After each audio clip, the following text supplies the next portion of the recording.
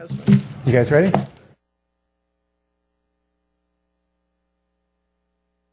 Welcome. I'd like to call to order our City Council redevelopment meeting of April 12th, 2010. Let's start with the Pledge of Allegiance.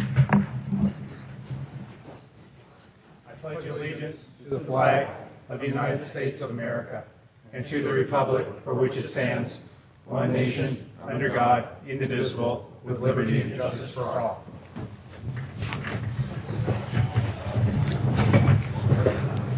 First, are there any changes, order of the agenda? Any recommendations? No? Mr. Weiss, no? Okay. Report from closed sessions. Mr. Rubin? Direction given, no action taken. There's going to be, we're going to continue with the closed session after the regular meeting as well. Okay, great. Thank you very much. On to item 4 here. Council communications announcements. I'll start, Mr. Mayor. I have two, actually. I met with the SCS, which is, I always get this wrong, but I believe it's the San Carlos Senior Center Services Committee. Wanted to run it by you. They asked me to be their liaison to the council, so I said it was fine as long as you're okay with that as well. Fine, great. Okay. And then the other thing is, I don't see him in the audience, so I don't think he's here today, but our Chief of Police received a federal award for the employer support for Guard and Reserve. So I think that's a big thing. It was in today's Examiner. So congratulations to the Chief, and when we see him, we'll congratulate him. Great, thank you. Mr. Mayor, Mr. Mott? Two things. First, Caltrain, I serve on that board, has a Citizens Advisory Committee. So folks who are interested, we are taking applications for that committee. Deadline is Monday, May 5th at 5 p.m. The meetings are once a month right on San Carlos Avenue. The other one, if folks are interested in trying transit, if you go to commute.org, which is the, I got to get this right, Peninsula Traffic Congestion Relief Alliance, there is an ability for folks to get free commuter tickets. So you can get 3 round-trip tickets on Caltrain, or ends up being the same, 6 one-way tickets on Samtrans, which kind of comes out to 3 round trips, but that's the way they do it. But if you go to commute.org, you can sign up and get those tickets. Great, thank you. Anything else? Mr. Kelly? Yes, Mr. Mayor. I've had a couple of folks call me relative to the, I don't really know how to put this, but the number of restaurants that we have in San Carlos, especially on Laurel Street. I know in the past, before any of us were on council, I think even before you were on council, there might have been some restrictions, moratoriums for maybe banks or hair salons, things like that. I've always been sort of a free marketeer type person, but there's been a number of these things that have happened in the last, especially the last year and a half.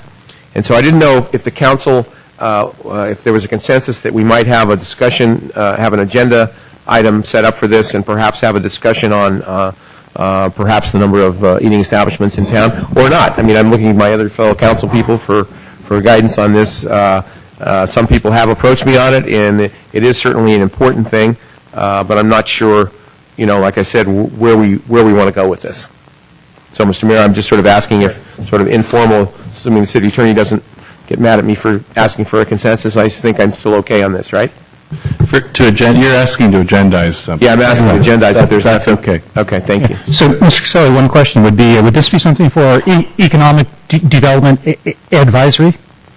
For them to look at this as part of the development of downtown? If you want to do that on a subcommittee type level, that would be fine with me. I just feel that I think it needs to be discussed at some level. Okay. And if that can be agendized for that would be great. But then, if need be, come to us. Okay. Any thoughts?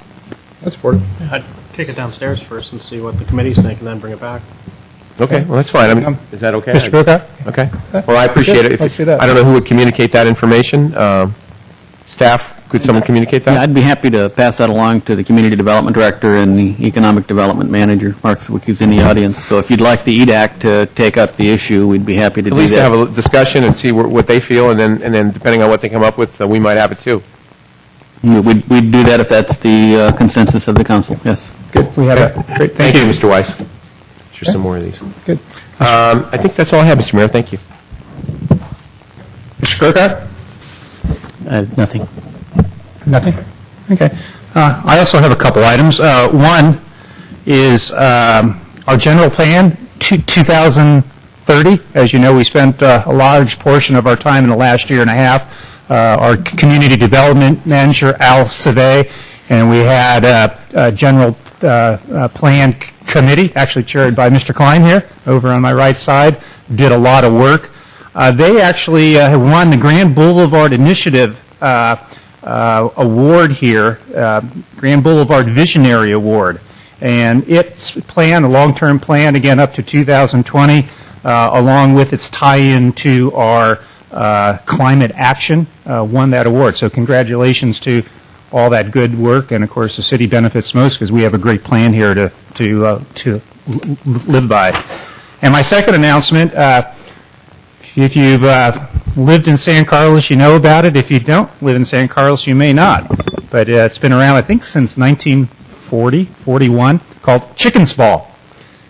They start their production, I believe there are about 8 shows, and they are pretty much on the Thursday, Friday, Saturday, starting the 3rd and then the last weekend of this month. So encourage everybody, actually, if you go to, I think there's a website, if you Google it, chickensball.org and so forth, there's availability tickets. But if you've never been, I would encourage you, you got to go at least once. It's an incredible affair.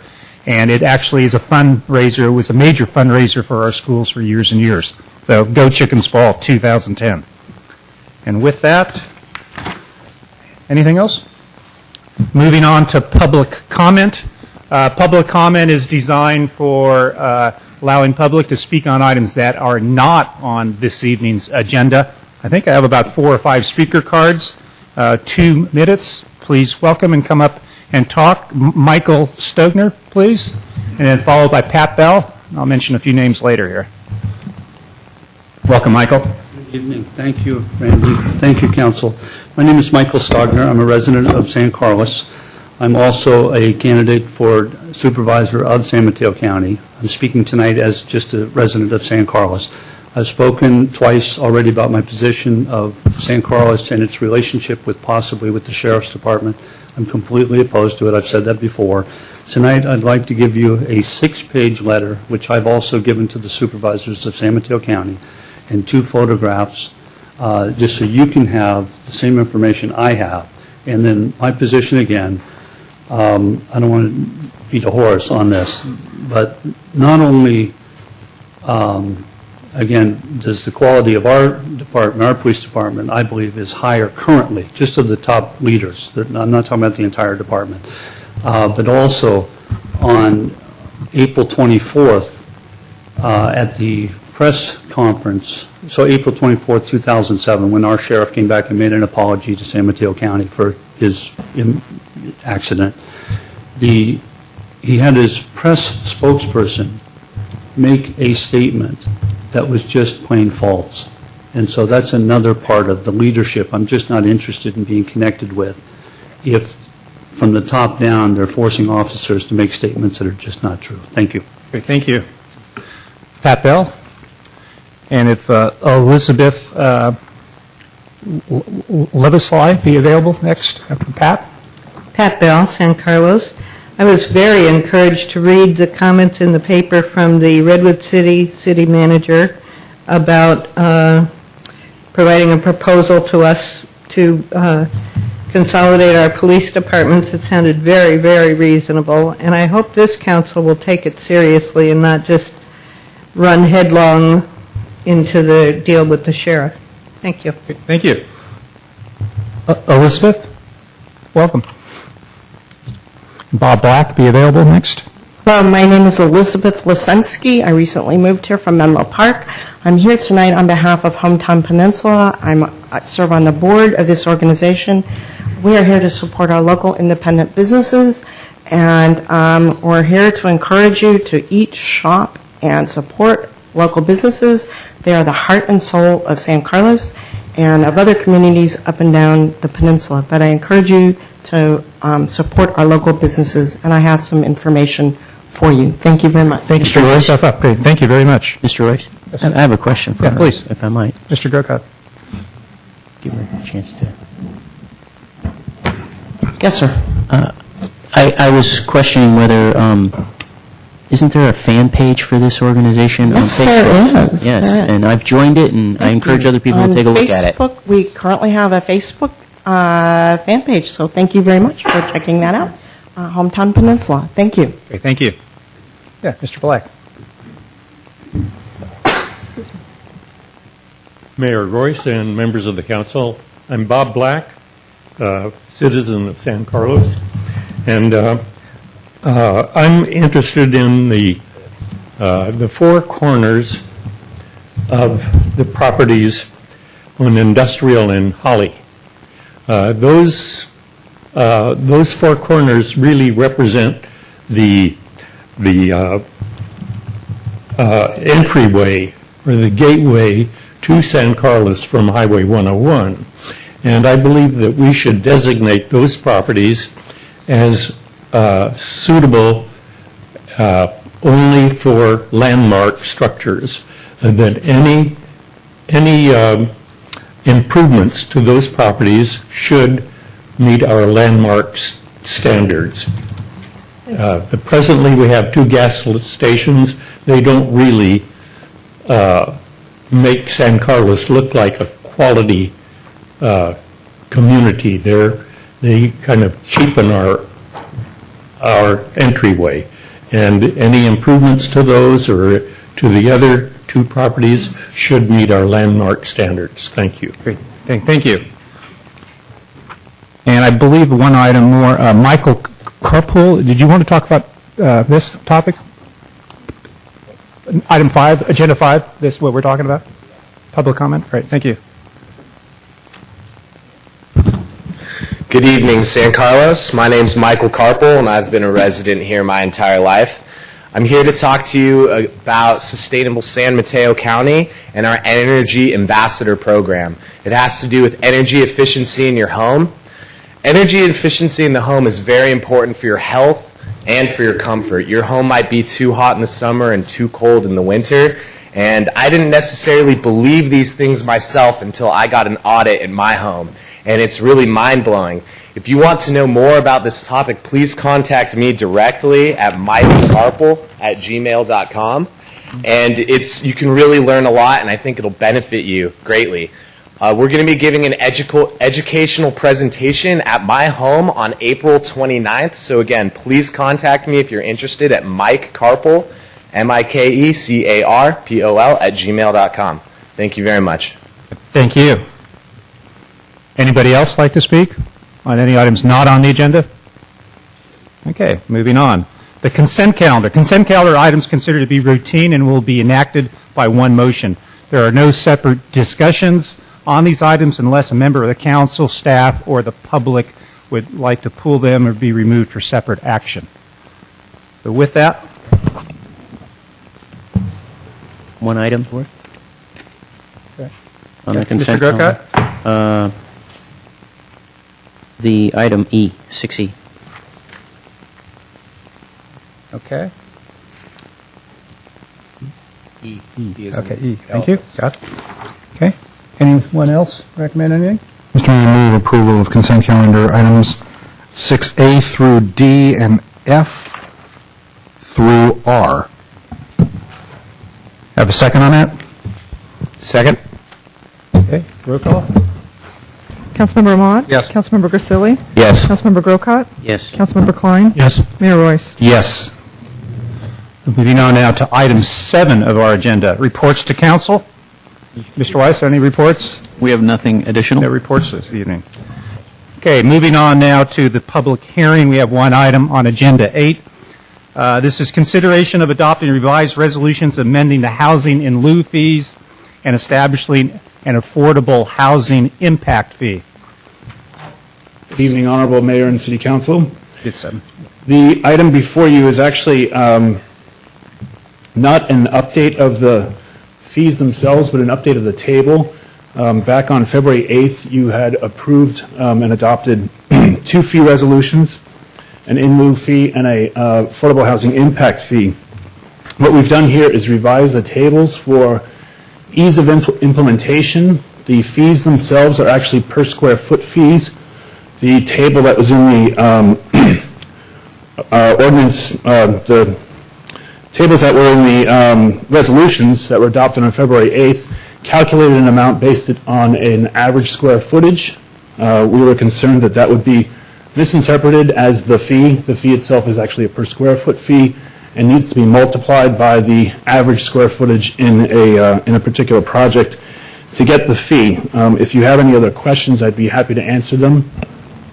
Just one, through the chair. So this still applies to single-family residential remodels and additions? It does. Thank you. Okay. Any other questions? Okay. Great. Mr. Mayor, we need no action on this?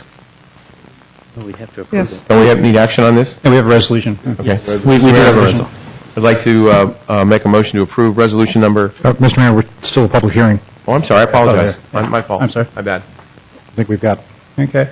We have, hold on. I have at least one speaker card. Pat Bell? Sorry, Mr. Mayor. No, so I'm sorry. Yeah, good. You're getting a rhythm there. I just want to express my support for this. That affordable housing is very important, and Mark has done a good job of cleaning up our ordinance, making it compatible with the state and the lawsuits and the yada yada. So, vote yes. Great, thank you. Anybody else would like to speak on this item? Okay, Mr. Mayor, then I'd like to make a motion to close the public hearing then. Second. Okay, all those in favor? Aye. Aye. Opposed? Okay. Discussion or? Sure. Well, just Mr. Krokop? still set to vote against this because it, as I queried the city staff on this, it does still include fees that will impact single-family home remodels and additions, and as much as I can agree with Pat Bell, we might want to do things for affordable housing, I don't think it should be done on the backs of single-family homeowners. Okay. Any other thoughts? Mr. Mayor, move adoption of resolution number. 29 and 30. Resolution of the City Council of the City of San Carlos authorizing amendments to the housing and lieu fees. Second. Okay, we have first and second. Any other discussion on 8A? Okay, roll call. Councilmember Mott? Yes. Councilmember Grisilli? Yes. Councilmember Grocott? No. Councilmember Klein? Yes. Mayor Royce? Yes. Okay.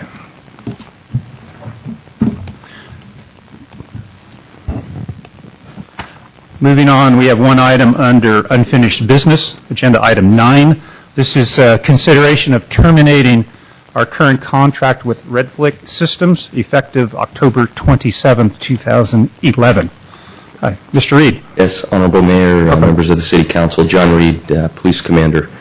Back in October of 2007, we entered into an agreement with Redflex to install a red light camera at Britain and Industrial. The camera went live in November of 2008, and that's when the actual contract was activated, which the contract expires in October of 2011. When the camera was installed, we found out in January of 2009 that the yellow light duration was not meeting the state recommended standard. It had been set at 3 second duration. It was changed to 3.2 seconds, and then again through working with the department head with Public Works, Mr. Wheel, it was then set at a 4 second standard. When the camera was initially activated, we were averaging approximately 10 violations a month. After these adjustments were made to the yellow light camera, the yellow light duration, it actually reduced the violations down to 2 violations a month. After continued monitoring of the intersection, last year I believe Chief Rothfuss last fall notified you that we were interested in moving the camera to a different location.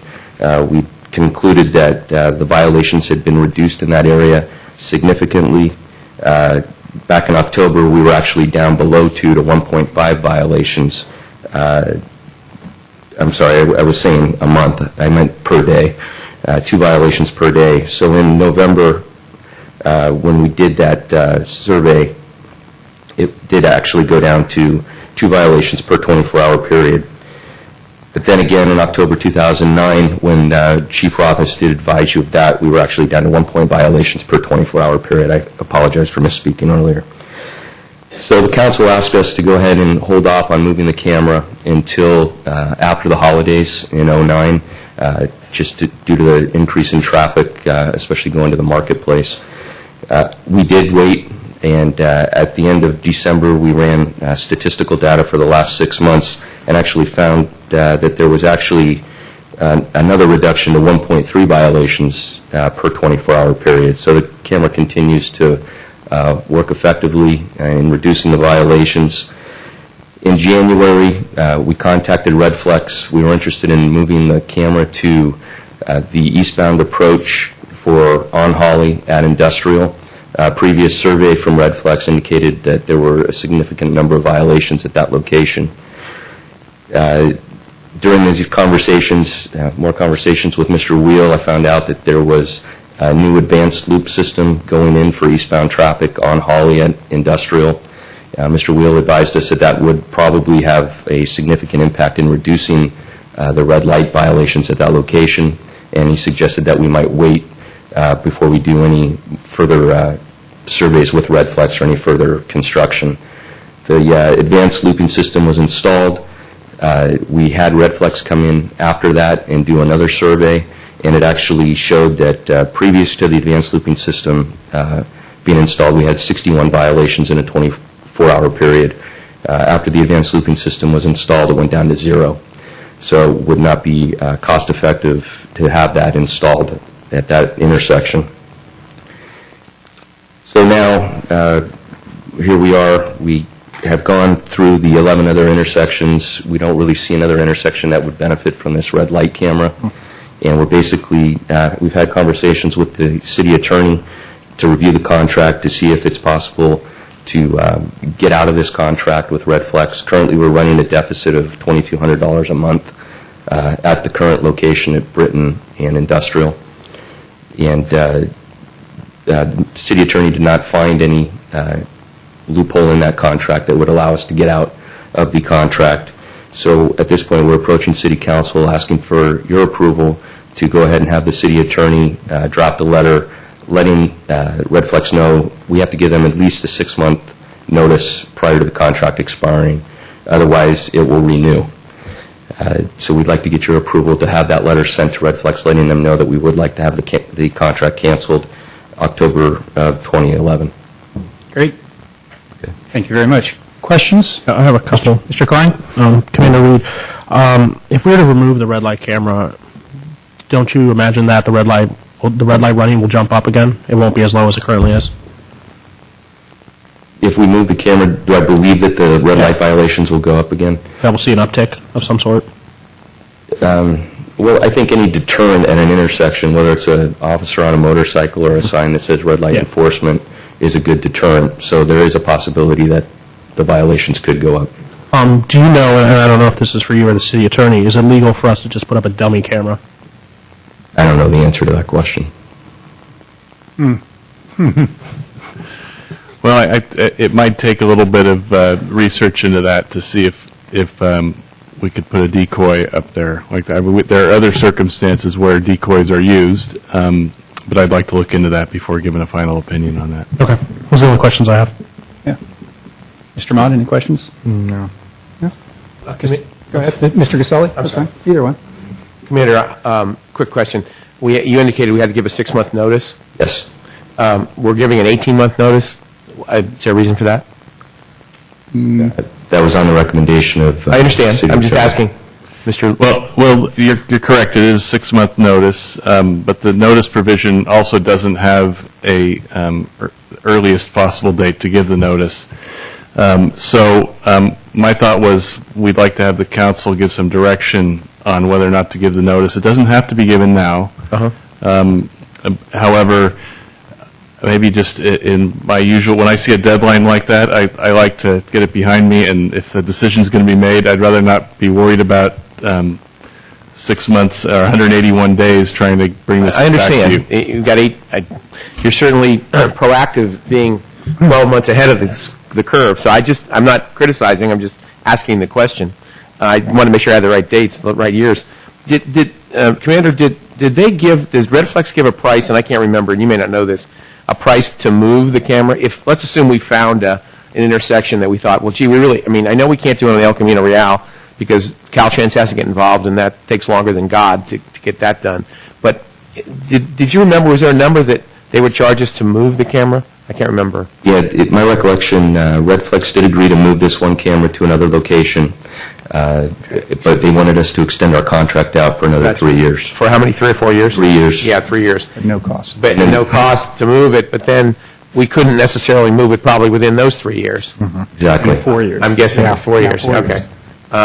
Okay. And I guess the last question, we really can't identify, I know it's hard because, again, I don't drive all the streets like you folks do. We don't feel that there's any other location that might benefit this in a safety manner. I'm not talking about economically, but just on a safety way that we felt that it would just really, really help out, excluding the El Camino, unfortunately. No. Okay. Thank you, Commander. Appreciate it. Yeah, I just wanted to get a clarification. It's kind of a follow-up to Mr. Klein's question about an uptick. If I understood you correctly, when the yellow was timed for 3.2 seconds, we had 10 violations per day, and as soon as the time on the amber light was changed to 4 seconds, it dropped down to 2. The Yes. violations dropped down to 2. Yes. And then they continued to drop down from that point. Yes. Okay. Thank you. Okay. I do have 2 speaker cards, Michael Stogner and Pat Bell. Michael, you want to come first? Pat, second? This agenda? It's going to be hard to believe that I'm an expert on Redflex also. I would ask San Carlos to say goodbye to Redflex as a corporation, as a company. And I say that from personal experience, not in San Carlos Redflex problem, but San Mateo. Now, I solved my Redflex challenge with one phone call to the police chief of San Mateo. And it turned out the computer system, these cameras are actually more than just a red light traffic ticket. They are also a surveillance system that can be accessed by laptop computers by other people in law enforcement.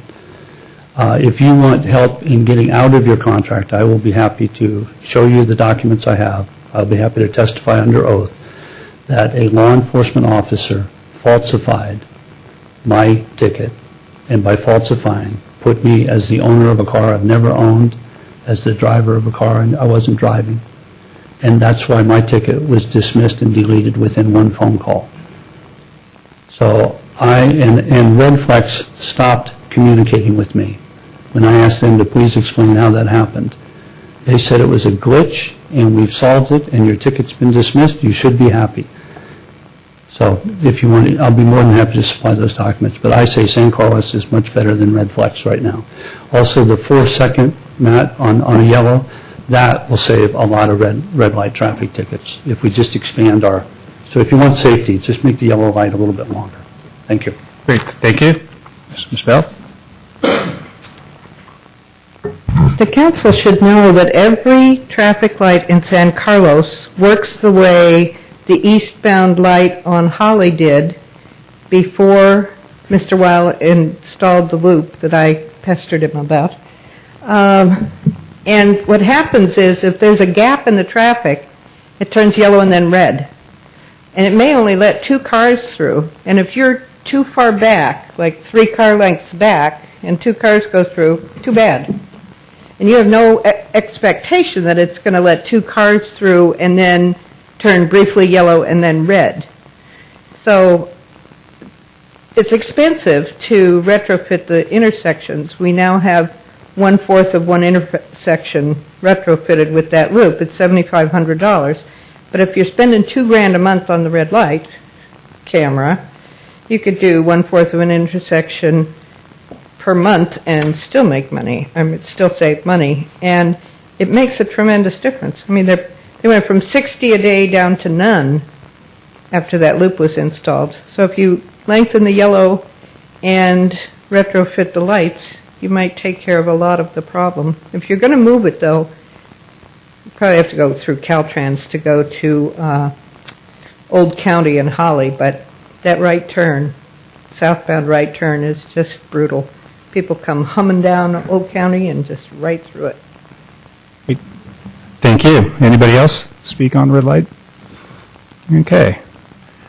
Discussion? Move that, get a motion to close the public comment? It's not a public hearing. Not public hearing, sorry, okay. Discussion? Mr. Turcott? Are you starting this time? Any thoughts? As soon as I heard the information about when you changed the seconds on the amber light, to me it's reduced the need for the camera there at all. So I'm ready to terminate the contract. I understand what Mr. Grosselli was asking about. I guess just understanding the time frame, but it's a little bit like those free magazine subscription offers, and you get the magazine and you forget to send in the I don't want it anymore letter, and next thing you know, you got it for another year. So I appreciate the attorney's proactiveness. You all right there? No, I'm not. I'd like to listen to the other council members, quite honestly. If I could. Mr. Ryan. I just had since I wasn't on the council when we decided to go with the red light camera, I don't know if it was decided to make revenue or was it decided to increase safety? Safety. Safety, okay. So if it was first creating safety, then I think we have to decide how much of a bill we're willing to pay. If $26.5 is too high, okay. But, it doesn't have to be revenue neutral. None of our public safety is revenue neutral. So if it's $5,000 a year we could pay for a red light camera, I'd be okay with that. I'd also seriously be okay with a dummy. We put up fake owls to keep pigeons away. I think we can put up a fake camera to keep people from running the red light. I'm okay with turning in the notice to terminate it, but I would like to have possible options of what we can do there to either, to continue to have people not be able to run a red light there. And that's it. So, I'm either way. I don't really care. Okay. Mr. Mudd? Yeah, there was also another idea that we can give everybody in the neighborhood hair dryers, so it looks like a speed gun. I'd be in favor of ceasing this contract with the idea that there is going to be competition that comes out later on, or if there is an opportunity to negotiate a better deal, I'd be interested in that. It's 18 months. I would be interested in seeing what other opportunities are going to come. Although I was just kind of looking at the price for this camera and the enforcement. It's like, I've got to be able to, geez, can we find some high school kids with an Instamatic? I mean, it's a pricey device for what it does. So I question just how much is under the hood and what we're really paying for. But I'd be in favor of ceasing this contract and seeing what else is available in the next several months. Okay. So when this came to council 4 or 5 months ago, I was concerned a little bit because here you have a vendor who actually came out and does the survey, provides us the data, and makes the recommendation to actually install this as our first light in our city. I went back and talked to the chair of our traffic and circulation, in which the first presentation was made. Our prior engineer consultant, Parviz, and Red Flick were at that meeting. And what I found out is their representation was that it would improve safety. It would be revenue neutral. We're not trying to make money on it, but we're trying to cover our costs. And they also actually instilled a 3-year term. Well, what I found out was quite interesting here is that safety comes first. I just inquired for the police department actually this morning and got some data that for the 2 years before the red light was installed, we had 11 accidents at that intersection. In the 17 months since we installed the red light camera, we've had 11 accidents. So while I was making an assumption, which you need to be careful with an assumption, while the number of red light citations went from 10 to 15 and is now down to 1 or 2 a day, the number of accidents, which I think is truly much more of a measure of safety of that intersection, really hasn't changed. In fact, you could say it got worse because it's a shorter period of time, the same number of accidents. And I attribute the major drop of citations because we have a fairly sophisticated, bright population that live and work in San Carlos. And when you pull up to that light, you're there for a lot of time, you see it. after a few months, you figure out very quickly, hey, there's a camera here. And so it actually loses its utility, but it has nothing to do with adding any safety. So I was disappointed in what Redflex had sold us based on their premise that it would improve safety. It hasn't. It also was not revenue neutral, as they promised us. And I believe a 3-year term, if they're the experts in this business, there's only, I think, 2 companies that do this, and they're one of them, they install thousands of these things. And I think they were quite aware that when you put a camera in, it uses its utility very quickly. And to have a 3-year term, I think, is pretty aggressive. So I actually, of course, feel that we should pull this camera out within the terms of the contract. But I want to gauge council's feeling, because they made the representation. Again, they did the survey and made the recommendation. I'm not really happy with Redflex, and I would actually would minimally, as a motion, cancel the contract with them. But I would also like to add an addendum that we have city staff just attempt one time. I'm not looking at a lawsuit and not paying them and all that sort of stuff, but basically negotiate with them hard one time and say, hey, you sold us a bill of goods, it didn't do this, it didn't do this, and it didn't do this. And there are 500 mayors in the state of California, and we'll tell our story. We could tell our story. And I also have had communication with Jerry Hill, our assemblyman in the state of California, because as you know, the governor's looking at putting these things throughout the state of California. And I think Jerry would like to hear our story a little further so he could explain it to the governor. And I think this company needs to know that, because they are basically selling these cameras, and I think in situations they do promote safety, but I think in our city they sold us a bill of goods that was misrepresented, and I would like to propose that we split the 3-year term. We get out of this within 2 months, and they eat the remaining year and a half. So I would like to, if a motion is made, I would like to add that to the motion to make that attempt to get out of it sooner. Through the chair and to the city attorney, are we doing is this really a motion, or are you just seeking direction? Well, what I'm asking for is a motion to authorize the 6-month letter be sent.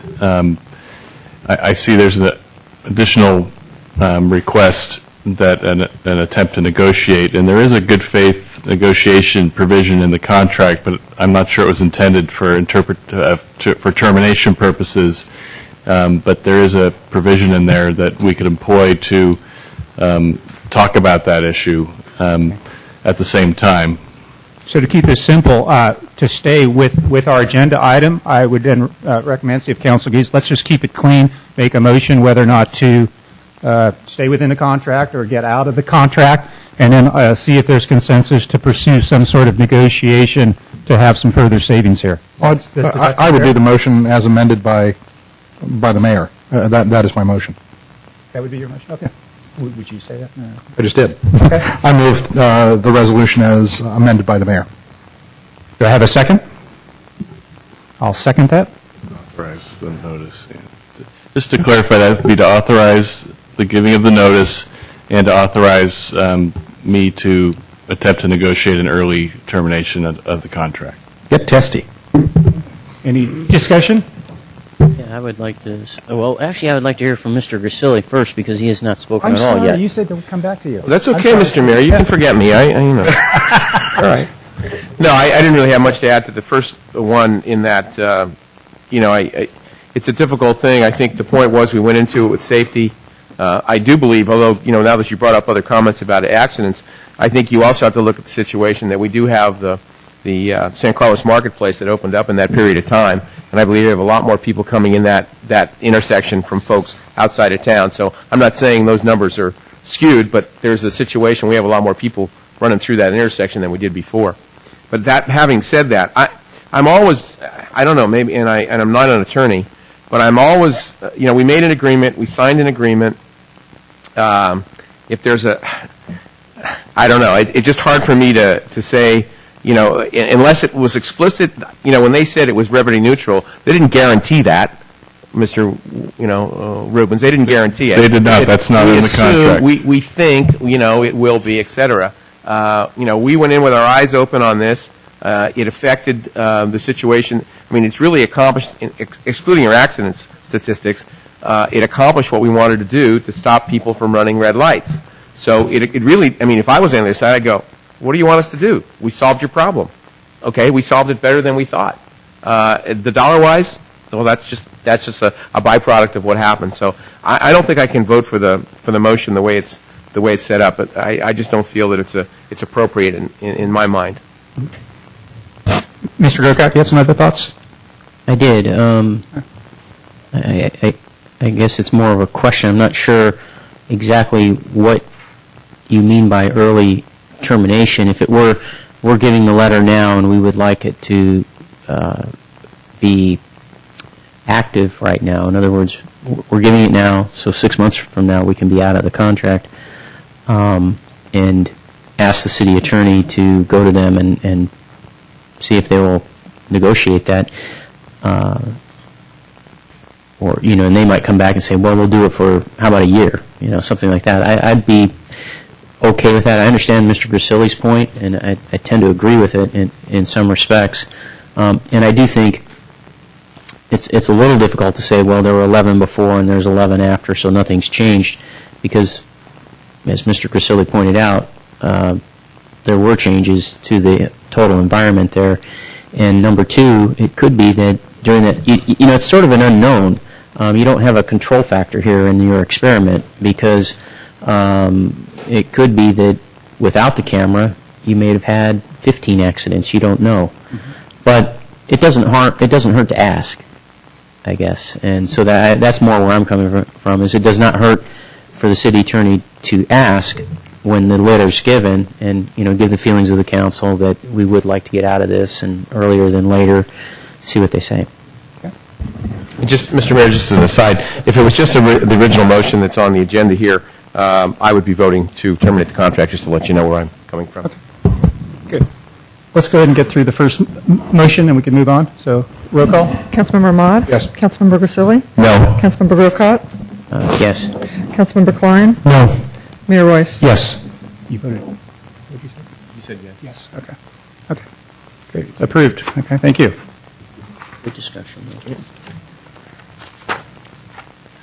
So, Mr. Rubens, are you clear on action there on that one? Great. Thank you very much. Okay, moving on to new business. Just to let you know, we have 4 items. Let me just give you, we have a notice to dissolve the Belmont San Carlos Fire Department proposal. We have something on mandatory commercial recycling on second, strategic planning for City of San Carlos third, and then we're ending with a grant of $3 million to fund our east side. So going back to item 10A, Mr. Moore, this is consideration authorizing the city manager to send notice to dissolve the Belmont San Carlos Fire Department pursuant to Section 3.3A of the Second Amended and Restated Joint Exercise of Powers Agreement. Mr. Thank Moore? you, Mayor and members of council. Brian Mora, Assistant City Manager. As council knows, last year you considered an item initially proposed by Councilmember Grisilli when he was a member of the Fire Commission to amend the Second Amended Fire JPA to change the fire funding formula. It was the council member's belief that the assessed valuation portion of the formula was not appropriate. The council passed that on a unanimous vote. However, when the item went to the Belmont Fire District, it was defeated on a unanimous vote. In December, the City Council asked staff to talk to it about budget options after the failure of Measure U, the revenue item.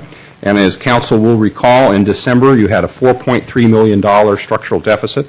Council took action recommended by the city manager to take the so-called Y2 cuts, which reduced the deficit to $3.5 million.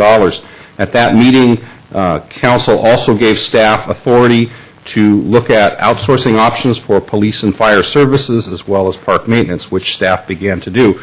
Council will also recall at that meeting, staff asked for specific authorization in the case of fire to discuss potential contract services or other arrangements with the 4 neighboring fire agencies, namely Redwood City, CAL FIRE, San Mateo, and Menlo Fire. Staff contacted those 4 agencies back in December, and discussions with all 4 have been continuing since that time. Council will also recall that earlier this year, the city has received an initial proposal from CAL FIRE for contract fire services. To date, we have not received any other proposals for contract fire services. However, we continue to have discussions with the other agencies. Last month in March, Council spent 10 hours on budget hearings on the 13th and 25th of the month. During that time, you got an update on the $3.5 million structural deficit as the 11th year in a row that the city has had a severe general fund budget problem. At that time, you received a report from the Finance Department. We have a copy here if you would wish to review it again, which showed the areas where the biggest cost increases were occurring. Council will recall that by far the biggest increase in the general fund budget was fire. It was up 30% over the last 5 years. Next highest was police, which was up plus 21, and the other departments either had a modest increase or were negative. At that time, the council took 2 actions on March 25th. The first action was to freeze the San Carlos contribution for the fire JPA at this year's level so that there will be no increase next year. And the second item that or action that you took on the 25th was you directed staff to work with special legal counsel to prepare the notice that is in front of you today to potentially dissolve the Belmont San Carlos Fire Department. Joan Kassman, who is our special counsel on fire-related items, because as you know, the same law firm that serves San Carlos and Belmont also serves the fire JPA, so there's a legal conflict of interest. Developed that document with us, and she's here tonight to answer any legal questions that you may have. I would also like to highlight the fact, and again, we have the material if you'd like to review it again tonight, that one of the reasons that we wanted clarity as we move forward in the budget process on whether or not the council wishes to remain in the fire JPA or you wish to stay in the fire JPA is that will have an effect on how we are able to reduce costs in the fire area. Obviously, if we stay in the fire JPA and we continue to pay 53.5% or more for the stations both in Belmont and San Carlos, then we obviously need to look at reducing fire costs in both cities since we're paying majority of the costs in both cities. However, if we do initiate the letter, then obviously our focus is a little bit narrower and we're focusing primarily on reducing fire costs primarily in San Carlos. So those are, I think, the highlights, but as always, I'd be happy to answer any questions you might have on this topic. Questions, Mr. Moore? Anything? Sir, any questions? Okay. So I have about 10 speaker cards. So let me call up, we have Tony Slimick, Catherine McKenna. Yeah. Okay, great. Come on up, Tony. Come on. And again, if you could stay within about a 2-minute time frame, that'd be great. Thank you. Welcome. Good evening. Honorable Mayor and Council, thank you for allowing us to speak tonight. My name is Tony Slimick. I'm a past employee of this fire organization here, retired a few years ago, proudly served for many years. This organization was formed under the original merger in 1979. During that, and for years, this organization functioned at a high level. This organization was no longer a stepping stone, it was a destination. And now, I think some politics have kind of gotten involved and some emotions and whatever and whatnot. And I think a few years ago, we had the same situation. This is kind of deja vu. We're right back at it one more time. It's very unsettling for the residents, I would imagine, and it'd be very unsettling for the employees as well. The employees are working very hard to resolve this, to help you resolve this. And we believe that walking together, we can solve this once again. And we'd like you not to submit this letter. Give us some time, because there are some other interests out there that have recently developed from San Mateo and Redwood City, and possibly some others, that want to work on a merger with us. And those mergers can increase our efficiency and our effectiveness. So we urge you to work with us and to walk together with us. Because I believe if you want to walk fast, walk alone. But if you want to walk far, let's walk together. Thank you. Thank you. Carolyn, please. And after Carolyn, we have Pat Bell and Neil Cullen. I thank you, Honorable Mayor and council persons, for allowing me this time. As many of you know, in tonight's San Mateo County Times, on the front page, it says, "End may be near for 2 city fire agencies."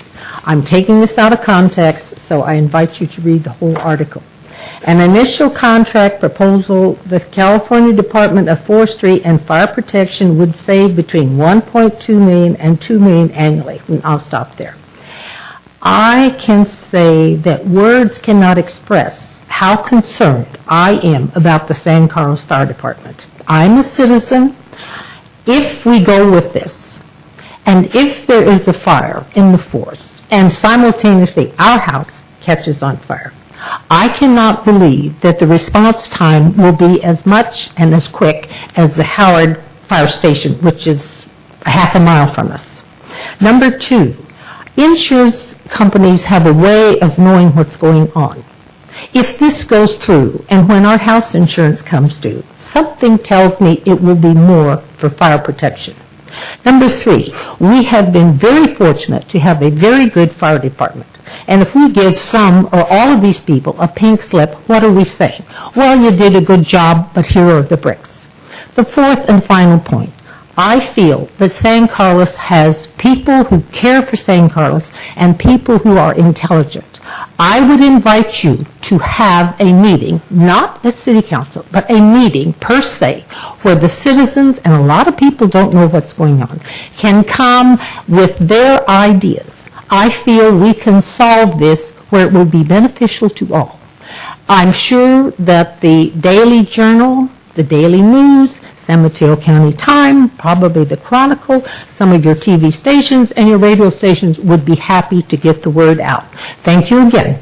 Thank you. Pat Bell. I too object to the rush here. I don't think we need to make this decision tonight.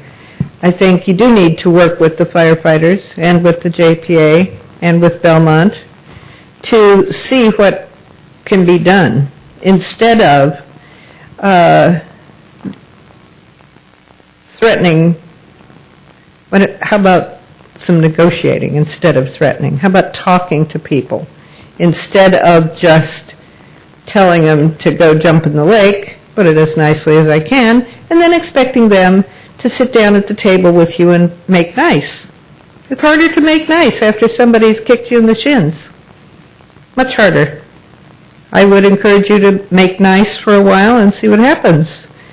And then if you want to kick them in the shins, you should think hard about it, but maybe you should do it. But if your first act is hostile, I don't think that's the way to start. And the other possible partners are watching. You know, they are not blind to what's going on here and how we're acting, how our city is acting. You know, I hear from people outside of San Carlos, what the heck is going on down there? And what do I tell them? We got a new council. Thank you. Please excuse me, we could keep that down, please. Neil Cullen. And after that, we have Gary Jacobs and Chuck Lax. Good evening, Mr. Mayor and members of the council. I previously submitted my written comments, which included my reasons for agreeing with staff's recommendation and supporting your council adopting a resolution directing the city manager to sign and deliver a dissolution notice to the Belmont Fire Protection District. The article in Monday's Daily Journal reinforces my beliefs that the proposed notice will validate if the Belmont Fire Protection District is, or is not, willing to make compromises to allow the Belmont San Carlos Fire Department to continue to exist and to provide services commensurate with today's emergency services needs in a cost-effective manner, and as stated by members of your council at previous study sessions, The notice will also allow San Carlos to evaluate other emergency services contracts in good faith. Therefore, I urge you to adopt the resolution authorizing the city manager to send the notice of dissolution to the Belmont Fire Protection District.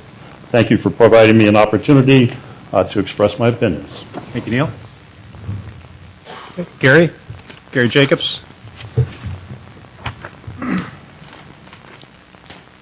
Good evening, Mr. Mayor, council members. My name is Gary Jacobs. Many of you know me. I'm the elected representative. I'm here to speak to you tonight about the firefighters and where we kind of stand on what you have before you this evening. I have a prepared statement, so forgive me. I would like to encourage you not to take any action tonight on this issue. To give notice tonight is extremely premature and irresponsible, especially when dealing with an issue as important to this community as public safety. There is no need to rush into a decision that will have ramifications that will affect the safety of the citizens in this county, as well as this city, as well as this county. To begin the dissolution process, you will destabilize the working environment of the fire department. The hundreds of thousands of dollars spent training your firefighters and their years of experience in San Carlos will be rapidly lost as other fire departments hire away your dedicated employees. None of your firefighters wants to leave Belmont San Carlos Fire Department. We enjoy serving these communities.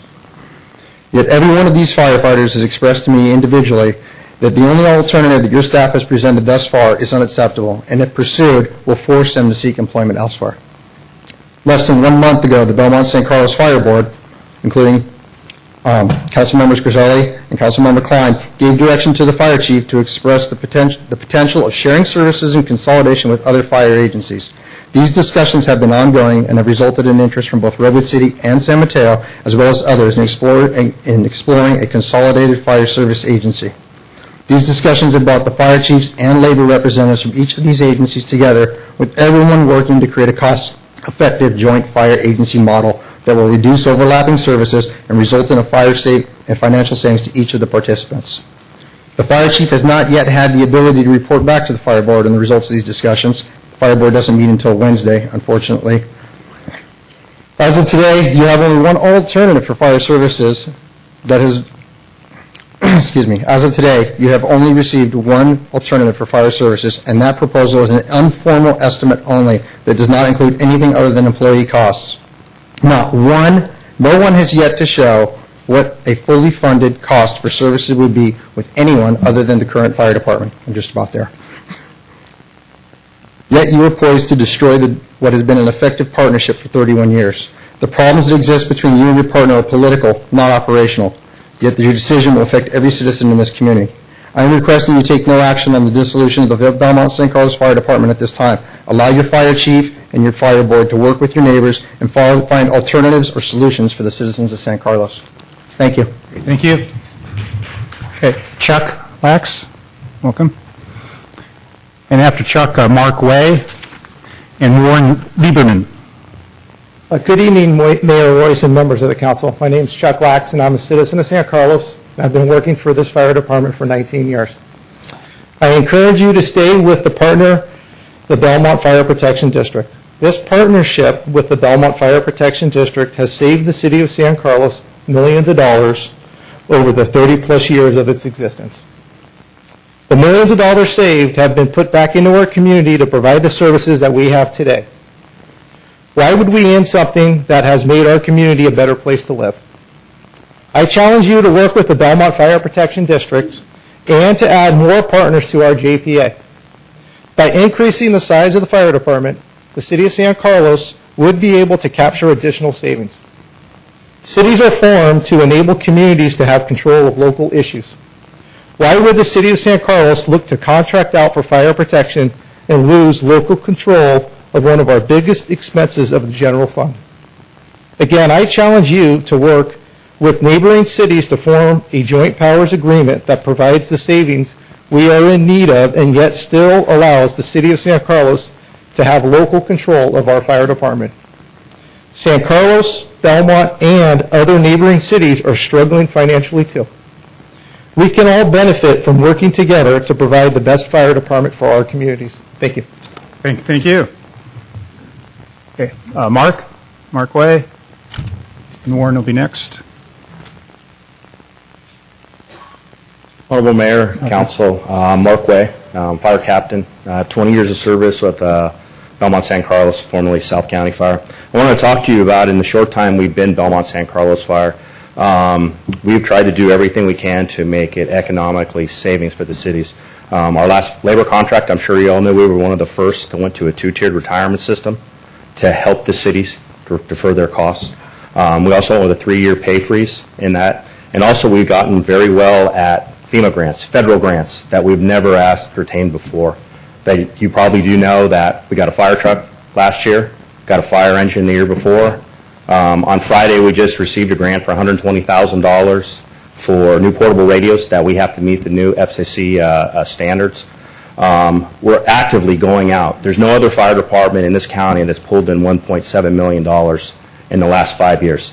When people hear that we got a ladder truck, there was only 5 to 8 in the whole United States that were given this year. And I think that shows the dedication of our fire department. Over the time that we did this 4 or 5 years ago, only 1 employee left this fire department. And like Gary Jacobs was saying, I don't know. If this goes through, we don't know where the employees are going to go. I just want to say you have 45 dedicated employees from the firefighters all the way up to the fire chiefs. Everybody's dedicated to the city. So hope you don't do the dissolution. Hopefully you can work with your partner in Belmont and look at, like Gary was saying, there's other options out there. So thank you very much. Appreciate it. Thank you. Warren Lieberman, and then Mike Gaffney, and Brian Randall. This is my last speaker card.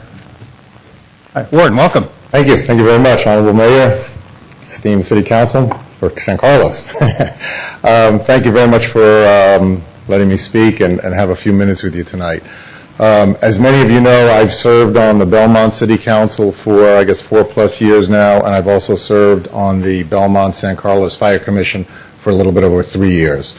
The comments that I offer you tonight are certainly informed and come from that experience. I do not speak either for the Belmont City Council, nor do I speak for the Belmont San Carlos Fire Commission. I'll make that clear, but I do speak for myself, and clearly my position on those bodies come into play here.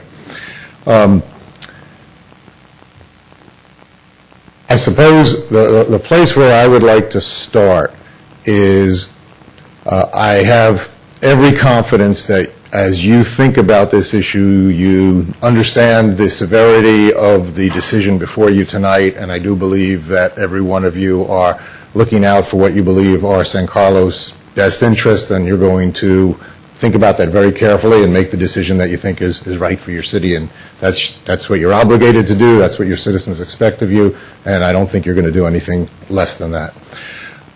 From my perspective, if the city of San Carlos decides to go ahead with a letter of dissolution, I believe that that will set in motion a chain of events which are very likely to spell the end of the Belmont San Carlos Fire Department. And I want to say that for you tonight, and I want you to think about that very carefully, because I don't think I'm prone to trying to exaggerate situations. I've thought a lot about this. The Belmont San Carlos Fire Department has been really a stellar organization in the last 3-4 years.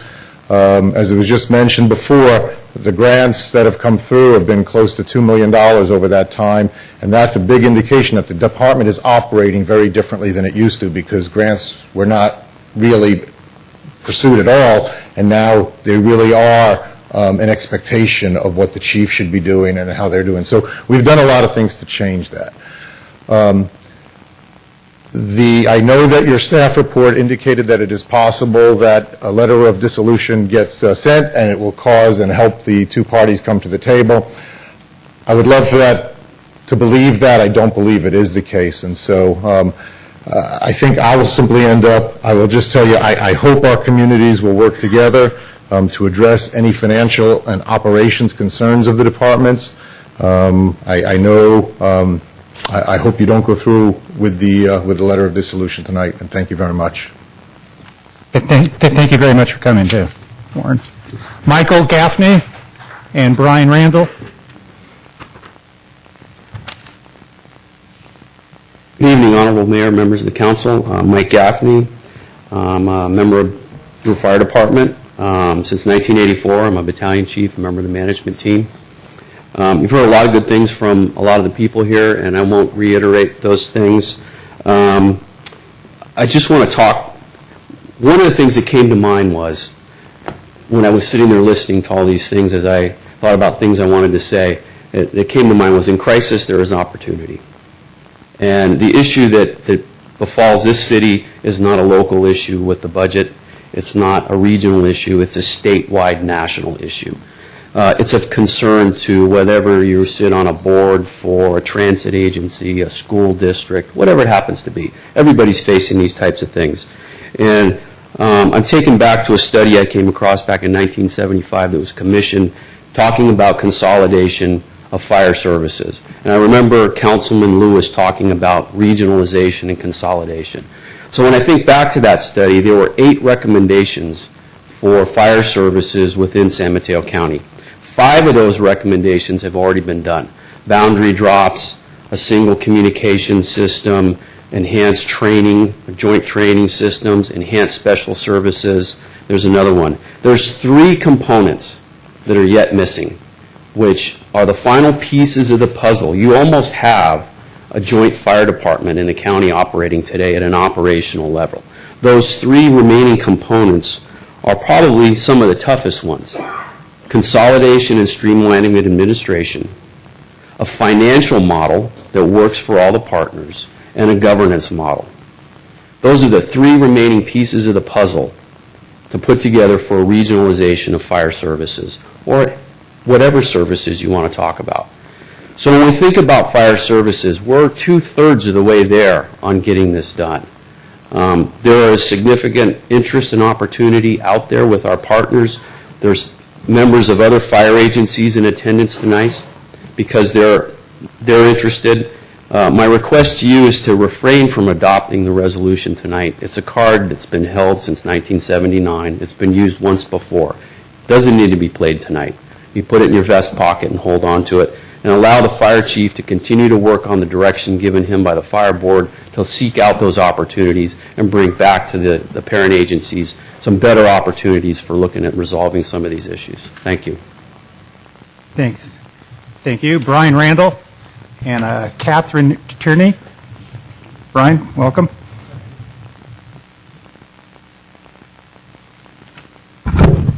Good evening, gentlemen. I have also brought the newspaper along today.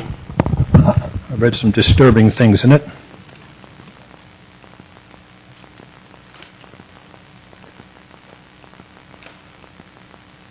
We have the best. Do not wreck it. That's for starters. Regarding Omar Ahmed, he sees sending this letter as a starting point to either work with Belmont, try a regional that, can you hear me? Mm-hmm. Try a regional that could also include Belmont, or find a better financial arrangement with a different agency. Let me break that up. He said he sees sending this letter as a starting point. You've been told tonight, and you already knew, it's an ending point.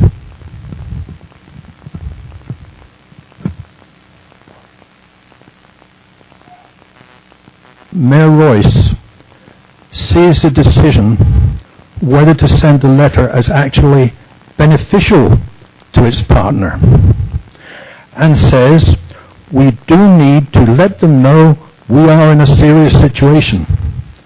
Mr. Mayor, do you really think they don't know that already? Where have you been? You have been told clearly by Belmont what will result by sending this letter. I say leave the door open. Discussions are still continuing, and Mr. Morris just said discussions are still continuing. You don't have it all. You don't have enough information yet.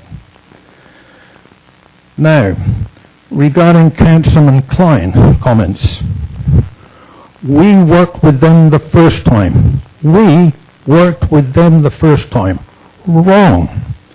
It was Mr. Grocott who saved our fire department, much to the chagrin of San Carlos Chamber of Commerce, City Manager Weiss, Assistant City Manager Moira, and a string of past mayors back to Mayor Ethan King, because the events occurred a generation ago regarding the Harbor District annexation. So, Brian, can you start wrapping up, please? Can you wrap up? Is my time up? You're over, yes. Oh, okay, that'll have to be enough for now. You could just summarize, please, or wrap up. Okay, thank you. Great, thank you.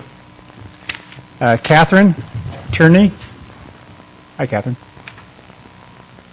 Hi, my name is Catherine Tierney. I've been a citizen of San Carlos for 25 years. I don't work for the city. I never have. I don't have much to do with the fire department.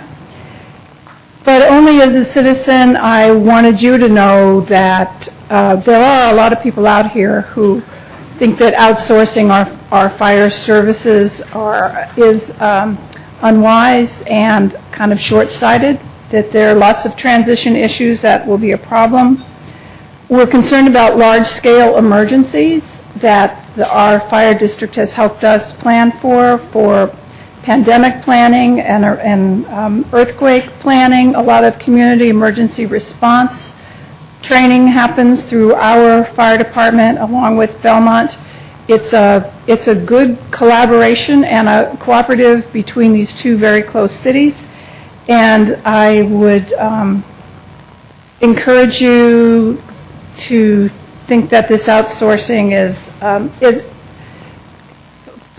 yes, of course, you have to think about it politically, but there's a lot more politically than that. And for those of us who aren't connected, who aren't connected or paid for by the fire district, it's just important to know that the citizens here who are in our houses depend on that direct contact with the fire people, both for emergencies as well as for longer-term planning. Okay, thank you. Okay, Bob Black and Robert Stafford. A couple more.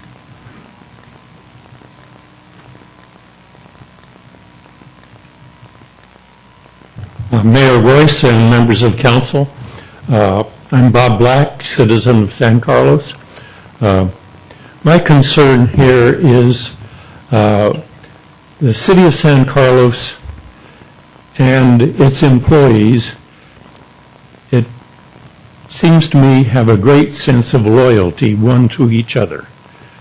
That the city has been loyal to the employees, and the employees have shown that loyalty to the city, and especially in these tough times. Loyalty is something that is cultured over the years, and we've done a good job of it. And I think we want to be very careful about maintaining our sense of loyalty to our employees.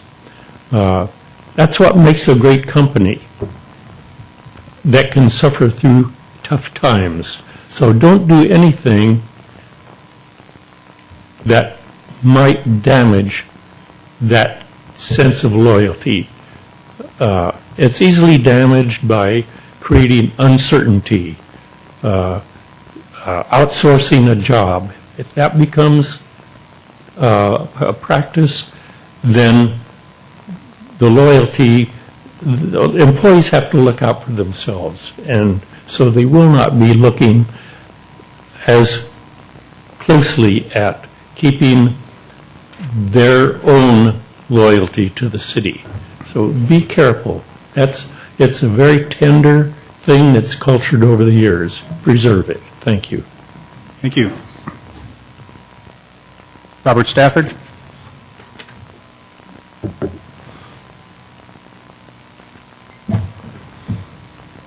Good evening, Mayor Weiss, Robert Stafford, citizen. I think we can all be heartened by the fact that we have great people in this town, and the folks that have spoken, that work in the fire department, are outstanding folks. We also have outstanding folks inside city staff that are working just like a fireman to put out a fire that's been a conflagration for 10 years. I think we need to listen to the city manager. In the context, though, of when we lost our high school, we lost something inherently good. The question is now before you, what are we losing? Are we really going to lose something? And if so, what is it? Time limits are good, and I think Councilmember Klein, has the right idea, which is you got to put a time limit on it. The question, though, is if 80% of the calls are service-directed, is a group out of Sacramento with primary responsibilities to fight forest fires the best partner to handle the 80% of the calls that I think go to that? With respect to Belmont, what about the Terra Linda parking traffic fiasco? The streets that are still blocked? It's nice to see the council member here tonight, but where have they been? I think it's an open question if they're really our best partner. But the questions are large, and I think that we're well positioned to make those decisions now. Thank you. Michael Stogner.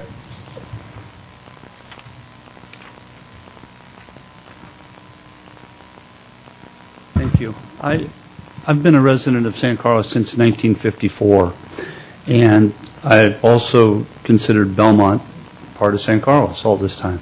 And I think tonight is just a perfect example of people, all the workers, a person coming as a citizen who's a council member from Belmont, on the willingness to solve, which is pretty much what this community is all about. So I would just urge you to demonstrate patience tonight, and I would ask you not to proceed with this letter to Belmont. Thank you. Thank you. Would anybody else like to speak on this item? You're welcome. Okay. Anybody?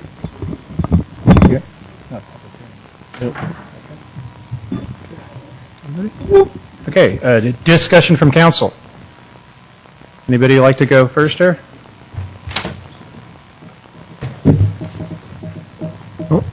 Since no one's going to jump, I guess I will. First, I'm going to answer a couple things that were brought up by the public. We're not talking about closing stations right now. If our budget continues to go downhill and we continue to pay more and more and more for fire, we will be talking about closing stations very shortly. This is an attempt to not do that. When it comes to insurance, insurance is calculated on by how far away from a station you live. And the station that was quoted on Howard Street cannot fight a fire until the truck shows up from Laurel Street. So we're not really affecting your insurance either. No one is getting pink slips, and I don't feel this is a rush. A couple things that were mentioned were, we need to negotiate, don't tell them to jump in the lake, and whatnot. I really do feel that Belmont has known this has been coming for a while. Councilman Grisilli spearheaded an attempt to change the funding formula last year, and that failed. Belmont voted 4-0 against it. You want to talk about being told to jump in the lake, we were still going to pay more than our fair share, and they said no. I spoke to some people from Burlingame and Hillsborough who were very instrumental in putting that together, and they said they looked at our JPA, they saw all of our mistakes, and they fixed it, so that's why theirs works so well. When we talk about this being just political, that it's not operational, it's not true. Operation is costs. This is costing us way too much money, and it continues to cost us way too much money. Worried about losing local control. We don't have any local control now. We tried to get a change in the funding formula last year. That failed. We tried to get Belmont to discuss the funding formula this year. That failed. We tried to get Belmont to discuss cutting costs. That failed. Then we did talk about regionalization. Regionalization passed to the fire board 3-1. The next day, another council member from Belmont, who's not on the fire board, said, no way, I want my own department. It's already 2 votes against regionalization. How are we going to move forward with regionalization with a partner when 2 out of the 5 have already publicly said, I do not want to go to a regional fire department? I don't see it happening with this current partnership. I would like to see it work. I really would. And with all due respect to Councilman Lieberman, I do believe his heart is in the right place. And if we could duplicate him a couple times, I think we could make this work. But I don't see it happening right now. This chain of events has started already. This isn't the start of a chain of events. The chain of events has been going on for 4 years. Council's been unhappy for 4 years about the payment plan, and it continues going. We've tried to change it. I watched the council try to change it. I spoke out against voting in favor of that. I thought we should have started it then. With everything we do, we always put deadlines on things. I think 18 months is a long enough deadline to say, hey, if we want a regional fire department, let's get it done. It's been being talked about for decades. Let's get it done. 18 months. If not, we're going to find another partner. So I'm going to be voting in favor of this. I think the time has come. We can't afford this agreement right now, and we have to move forward. We have to have a deadline, and 18 months is long enough.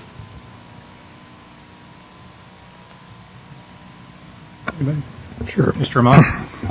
Mr. Mayor, first thing I want to do is disclose a meeting I had with Gary Jacobs. He is a member of the Firefighters Union, and just in the context of the discussion points today, I want to disclose that we did meet. I just think it's good practice to do so. I want to acknowledge the good work of our colleagues, Mr. Lieberman and Ms. Wozniak, who are in the audience.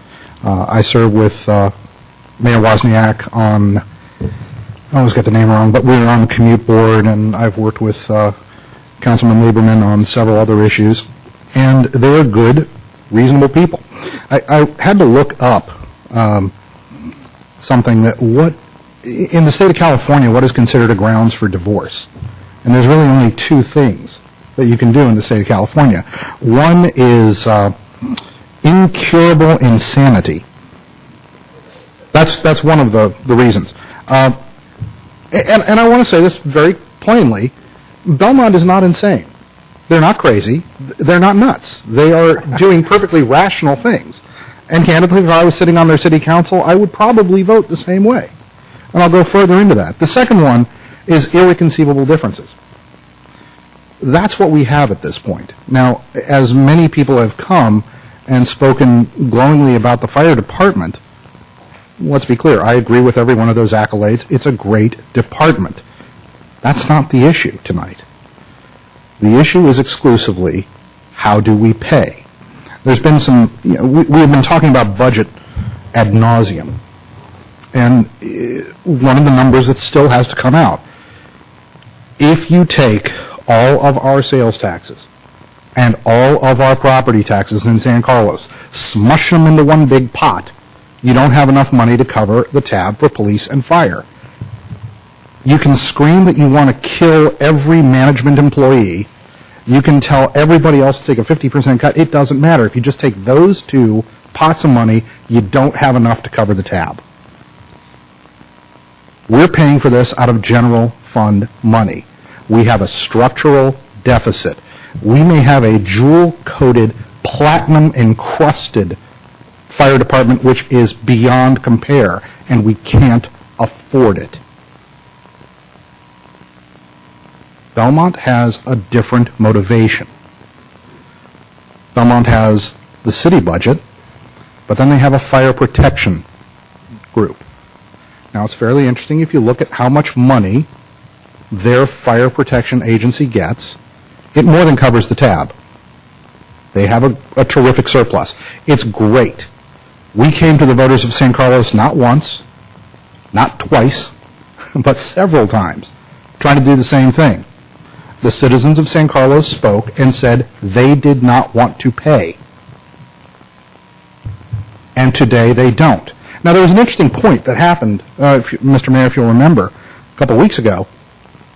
Sitting in the library, we had one citizen fairly angry that she was paying, I think it was $100 a year, $99 a year for a tax for her fire services. And by God, if we didn't deliver it to her, she wanted her $100 back, or $99. Well, the fact is, I was looking, I think, if there was a camera, you'd probably see me looking at Brian Moore going, and he goes, and we realized that was a tax that was never passed. But it's an interesting point that when people think that they're paying for a service and they're not getting it, they may want their money back. If I was sitting on the Belmont Council, and I do not, they are rational people going to do the right things for Belmont, I would sit here and look at my fire district as a goose laying golden eggs. Now, what is my motivation? Am I motivated to cut the department? No.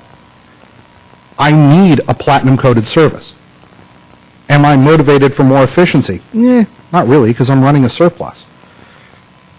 Belmont actually has the opportunity and has taken advantage of the fact that they have so much of a surplus in the fire budget that they can actually supplement some of their city spending. It's a great deal. And I look at my colleagues on the fire board and as fellow elected officials, hey guys, if I was on your seats, I'd do the same thing. So now there has to come a question. I've got a partner called San Carlos. I've got more than enough money to run my own fire department. Why would I want these guys with me? Well, if I could strike a deal where fiscally it's advantageous to me, then maybe that sounds okay. So right now we're paying more. Now we can go through the reasons why or why not. Let's ignore them. But we are paying more. The budget, nobody has disputed the fact that over the last couple of years it went up 30%. We have lauded the fact that we have gotten FEMA grants, and that's great. Thank you, guys. And I'm glad you got them, because otherwise the budget might have gone up 50% or 60%. Every other budget that we have had in this city has had to cut back. I've said it before, there's nothing new that I'm saying tonight. There are no sacred cows.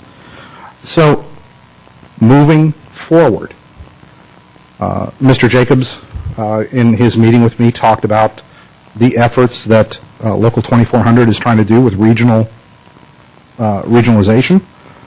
I encourage it, and as proposals come forward, I want to see them. I do not view this as one or the other. Any proposals that are able to come forward, I want to see them.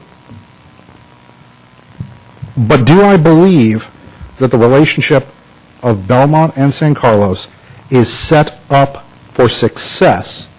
I don't believe so. To that extent, we have to negotiate, and to the extent when you negotiate, you have to have an ultimatum in place. I think we have worked reasonably for 4 years. There's a lot of rhetoric, and I see some of our reporter friends who will probably take, one or two quotes, and I don't know what's going to get printed out tomorrow. So I'm looking at my fellow elected colleagues to hopefully get the correct context. We're going to work as best we can, but we need to set the relationship up for success, and right now it is not. I will be running for this resolution.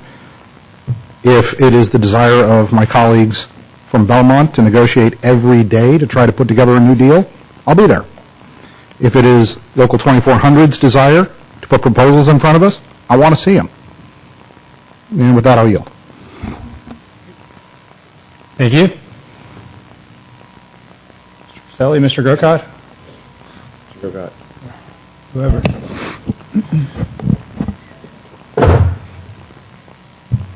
First thing I want to address is the comment about FEMA grants, because I think the point is, if we didn't have this fire department,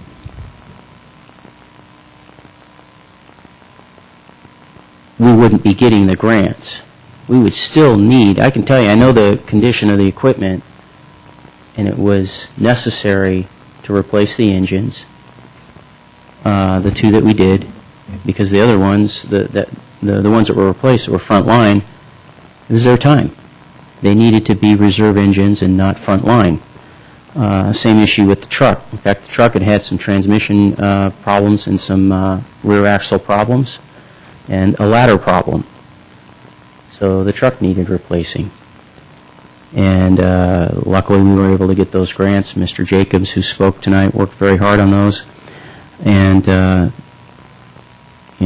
thank God we have an employee who's committed like that. It's not his job as a firefighter to write grants, but when the chief looks at him as being able to do that and uses what he has in his department to get things done.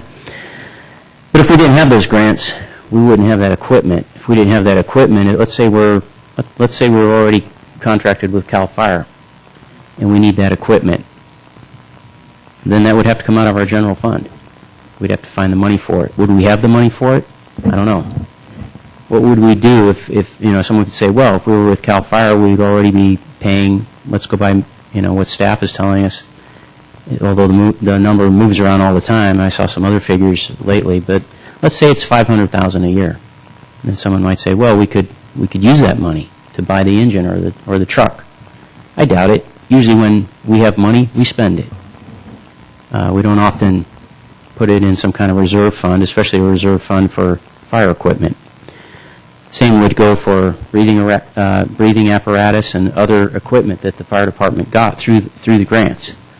Turnout suits, things like that, they wear out. They need replacing. If you don't replace them, these guys can't go into a burning building safely.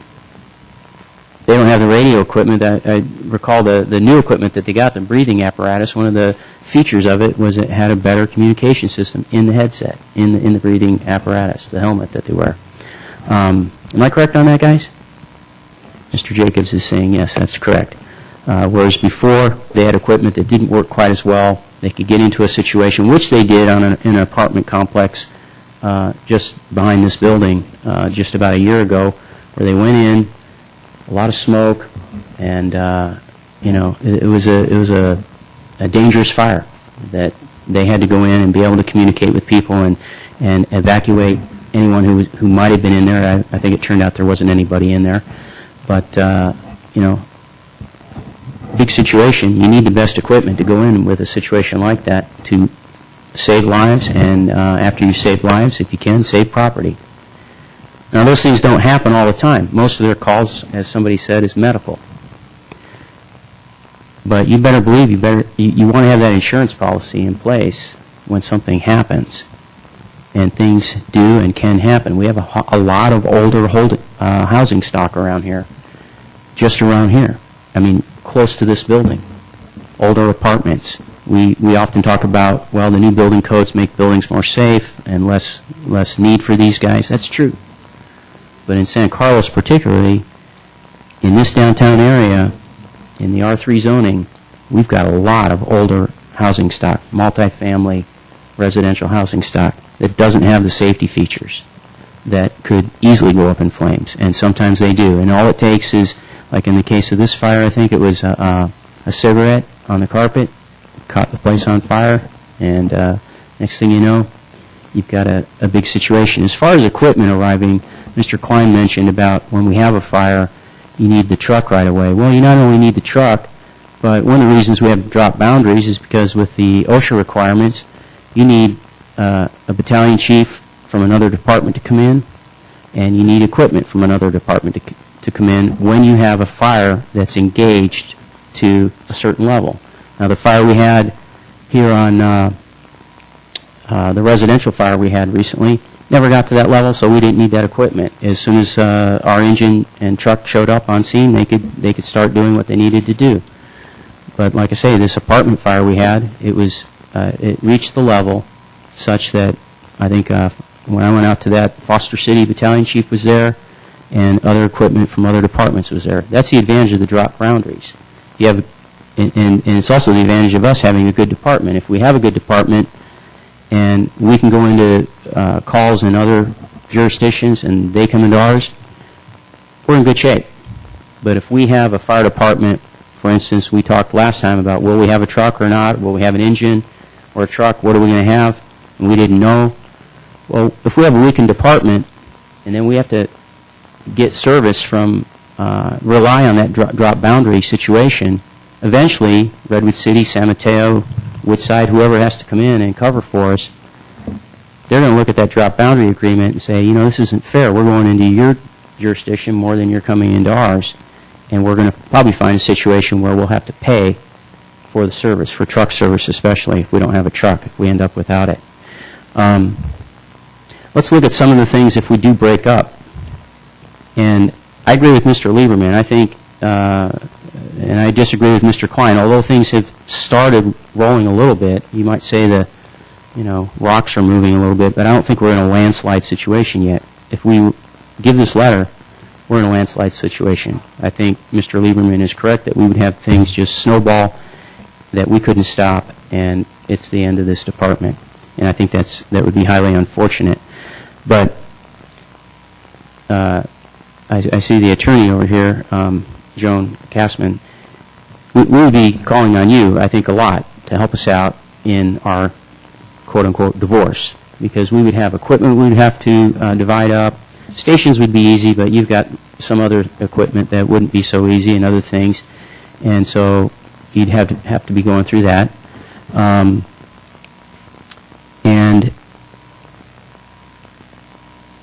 I think you'd have a situation where, number one, you're not going to be hiring anybody because no one's going to want to come to work for you if the organization's going away. Number two, you will have people. We've got a lot of younger firefighters right now that have come on since we created this department. Those guys are going to be looking to go elsewhere for sure. And so you're going to see the thinning out of the forces probably pretty quickly, especially if where we end up going is CAL FIRE. Because these guys, look, they could work for CAL FIRE tomorrow if they wanted to, especially the young guys. Why do we have young firefighters who are just starting in their careers working for us and not CAL FIRE? Because they made that choice, and because they're qualified. And I can tell you, some of these guys have master's degrees, and they work for us as firefighters. They're highly qualified individuals making a choice on what they want to do. If they wanted, so again, if they wanted to work for CAL FIRE, they'd be working for it already. If we change to become CAL FIRE, a subset of CAL FIRE, they'll be gone. And I think, what we're really dealing with here is public safety. And so we need to be really careful about what we do, because I don't know about you guys, but that's, to me, that's a huge concern as a public official, is am I providing and allowing for the best public safety that we can have for this city. Yes, there's the affordability issue. I agree with you. Look at Foster City. If you wanted to just compare what you would be paying if you had your own fire department, just look at Foster Cities. Go get their budget, and you'll see that you'd be paying more than what we're paying currently with Belmont San Carlos Fire Department. Could you get maybe a lesser deal with CAL FIRE? I suppose you could. Is it going to really be as good a service as you have? I don't think so. I can just point to the one element of, again, the truck and the engine situation and hazmat. Simply right there. Those you've got some things to deal with there. And the last thing I wanted to say, there was an indication by comments in the paper that, well, we've been here before, we can go here again, and now it'll be our turn to have the upper hand in negotiations. Number one, we won't have the upper hand in negotiations. We send this, like I say, the thing's over. And one thing that there hasn't been any discussion on, but I can imagine happening, is Belmont will send also a letter. And then you won't have any going back. Now you've got no fire department. It's like Dave. I was talking to Dave Warden today, and unfortunately he's not here. But Dave said that's like going to the used car lot taking a bus, meaning you get there, you get dropped off, you got to buy a car unless you want to take the bus back. You don't want to be in that situation. Do we want to be in a situation of negotiating where we don't have a fire department? We have to go to Redwood City and say, be partners with us, or CAL FIRE, or whomever, and they say, well, gee, we just upped the price because you don't have a fire department, so our deal is this or that. It's not a good place to be. I think the best place to be, the strongest place to be, is allow the Belmont San Carlos Fire Department, especially in this time. I mean, they've told you, Local 2400 has told you that they're talking already what it would mean if they put departments together. They're talking already about what would the MOUs look like, what would the pay scales look like, the things that are different in the two departments, the things that we know even with other safety employees. If we do this, we're going to have to negotiate and work on. These guys have already talked about it in advance. They're not talking about suing us or taking us to court or having a lawyer involved because they don't want to go there. They want to go there. They want to see regionalization. They want to work on this. And they're like the first fella talked about, walk slowly, we'll walk with you, we'll work together. And they want to do that. Imagine the great fire department we could have, not just us, but regionally, if we went with that approach. I think it's a much stronger position to go. The last thing I wanted to say, and I'm sorry I got away from it, I've made that statement already, I'm sorry. in 2004, when a letter was given by Belmont, and I'm not sure what the reasons were exactly. I can't remember exactly why they gave the letter, but when they did, those were very specific circumstances with very specific characters involved. I mentioned to you before that you send a letter like that, and it was very difficult. I was there. It was very difficult to retract from. What was going on? Well, one thing was going on was an election. I was able to run. Mr. Verselli remembers. I ran on a re-election campaign of, if elected, I will work to try and negotiate with Belmont to put back the fire department. I get elected. I become the mayor. I put myself on the fire board. I'm the chair of the fire board. First meeting, what's the agenda? The agenda is completely, wholly about still going down this road of dissolution.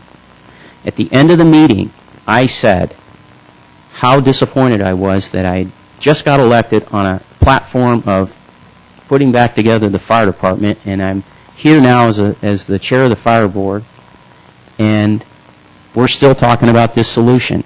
And Jack Criss, bless his heart, picked up on that and managed to get on the agenda for the next meeting a discussion about going the other way and what would it take to go the other way and what kind of things needed to happen. The other character involved in this story was Dave Warden. I called up Dave Warden and I said, what do you think it would take? This is before my campaign got going and my election and so forth.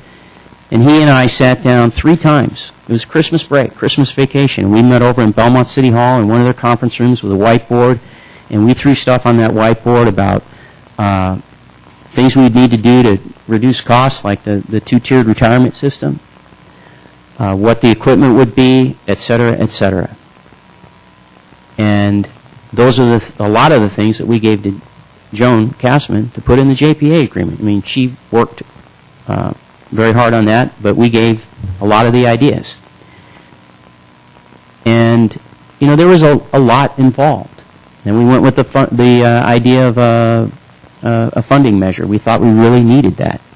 And as people have said, it did not pass. And then there were further negotiations after that about the funding formula after the measure didn't pass.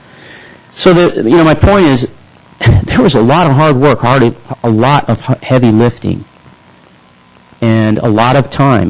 Bob and I went to a lot of special meetings, and it was to the point sometimes where Joan would say, "You got to get this thing done," and we'd call each other and say, "Well, can you meet on this Thursday?" "No, I can't do that." We got to meet, and we did. We moved our schedules around. I canceled meetings with clients sometimes in order to be at the meetings to keep the JPA writing going on a timely basis, because Joan was telling us this has got to be done. It's a lot of hard work, guys. You want to go there? Be my guest. I will vote no. I'm looking at this in a little bit different perspective. I think Mr. Grocott gave a lot of the details that happened and the historical situation. You look at affordability and certainly, as Mr. Ahmad said, and I think Mr. Klein said also, we have to look at the costs of this. We have to see how much it costs for operation, but yet somehow keep some control of what we have. My philosophy is to look at the long-term results. It's easy enough to say we're going to divorce with irreconcilable differences and say, we can't do it. But what is the reaction to the action that we take? And I'm concerned about that in that when we're by ourselves, and we will be by ourselves, how does it play out in the regionalization part of this, which I still believe is the long-term goal for all of us. I see people from other departments speaking. There are people from other communities present in this room. In one sense, I guess it's good that we're having all this angst, so to speak, because it's really bringing to the fore even our whole city budget. I look at Burlingame. They have a similar problem. I look at Daly City. I read about San Mateo. Everybody's got the same thing. We just happen to be first.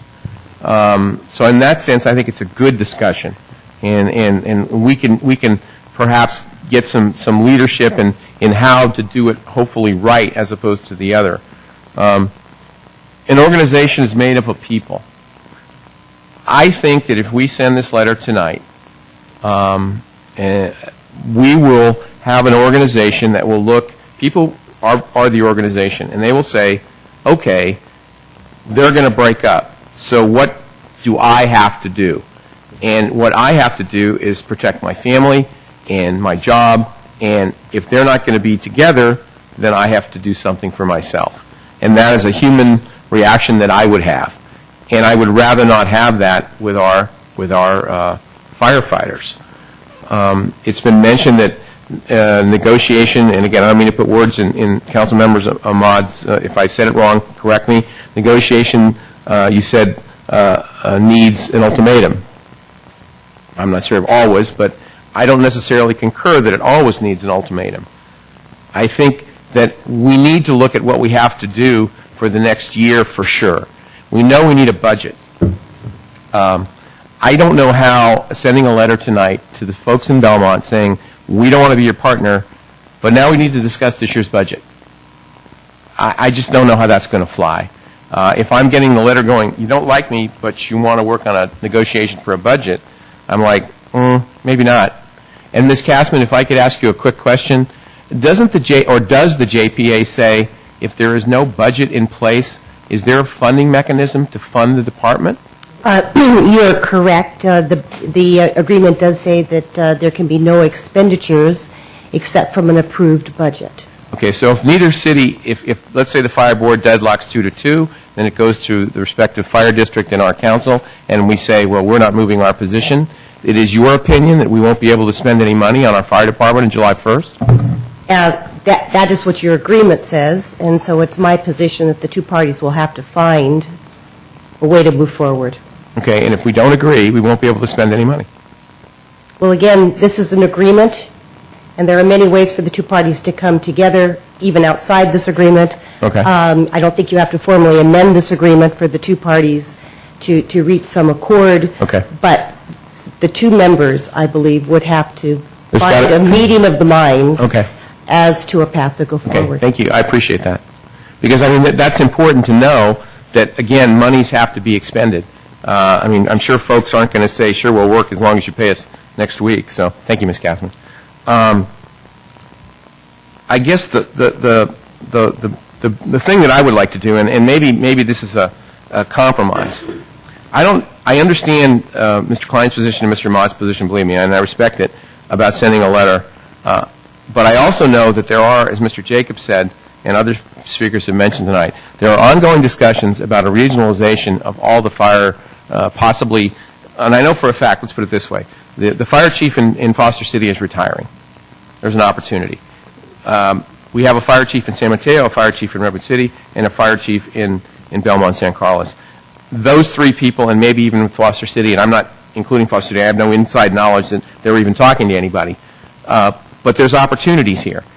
I feel if we send this letter to now, we're sort of splitting it, and now folks are going to go, well, should we talk to Belmont, or should we talk to San Carlos?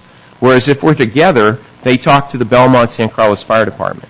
And I think that's a better situation to be standing together when we're talking about regionalization.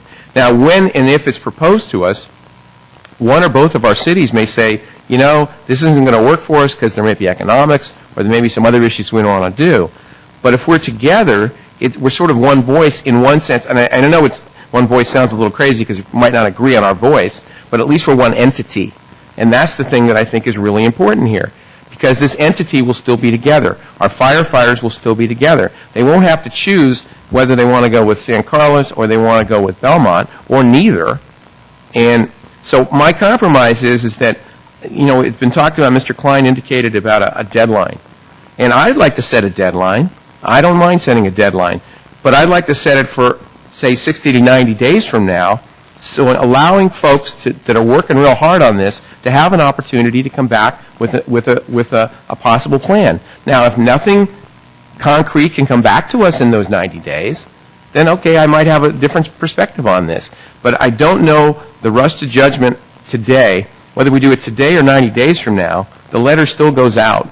And meanwhile, in those 90 days, we can have hopefully a budget for the fiscal year that starts July 1st, which I'm very concerned about. So my proposal would be that we postpone this, and if you want to set a deadline, I'm willing to do that, but allow some folks that are working real hard, and including ourselves, we can all be involved in this. It doesn't have to just lay to the fire board members. And I think all of us would be more than willing to volunteer to talk to anybody to see how we could work this out. So I'm not going to be voting. If there is a motion for the dissolution, I can't vote for that, but I would and I will be making a motion to postpone this for a certain period of time. So again, we have that date specific, and then see what comes down the pike. I really believe, I don't know, maybe I'm naive, maybe I'm Pollyanna, but I think this is the opportunity of a lifetime to work with folks in the whole community of San Mateo, Foster City, Redwood City, Belmont, that there's something that,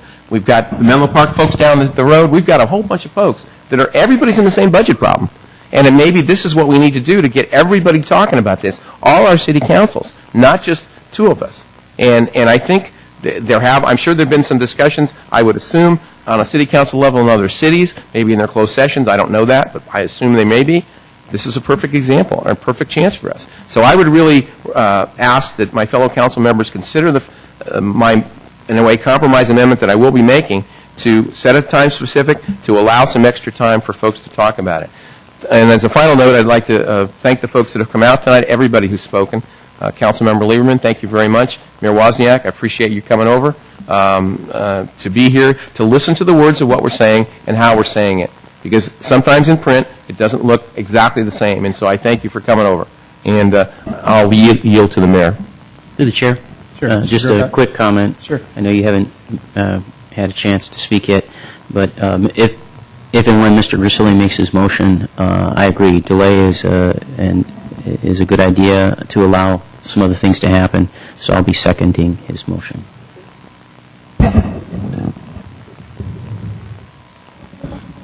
So those of you that know me or seen me on council for 2.5 years know that I generally like to look ahead quite a ways, and I like to get there. But if you also know me, you also realize that I do spend a good quality time looking back to understand where we've been. And what I'm going to refer to here is a process that I don't think some people in this room realize what has happened over time. And it's our twice a year the strategic planning that City Council goes off for a whole day with staff, and we look and revisit our mission statement, and we look at our 3-year goals, we look at our values, we have tactical plans, and we basically come up with our long-term plan on who we are and what's important to us in the city of San Carlos. And then we also develop a work plan that ends up being things that we're measured to get accomplished in the business. When I joined City Council, I went back and grabbed my first set of papers. The first meeting I actually attended, before I even got on council, but I was running for City Council. And that was in the middle of 2007. And one of our 5 objectives was on public safety. In fact, since that time, we've always have had an objective called a 3-year objective on public safety.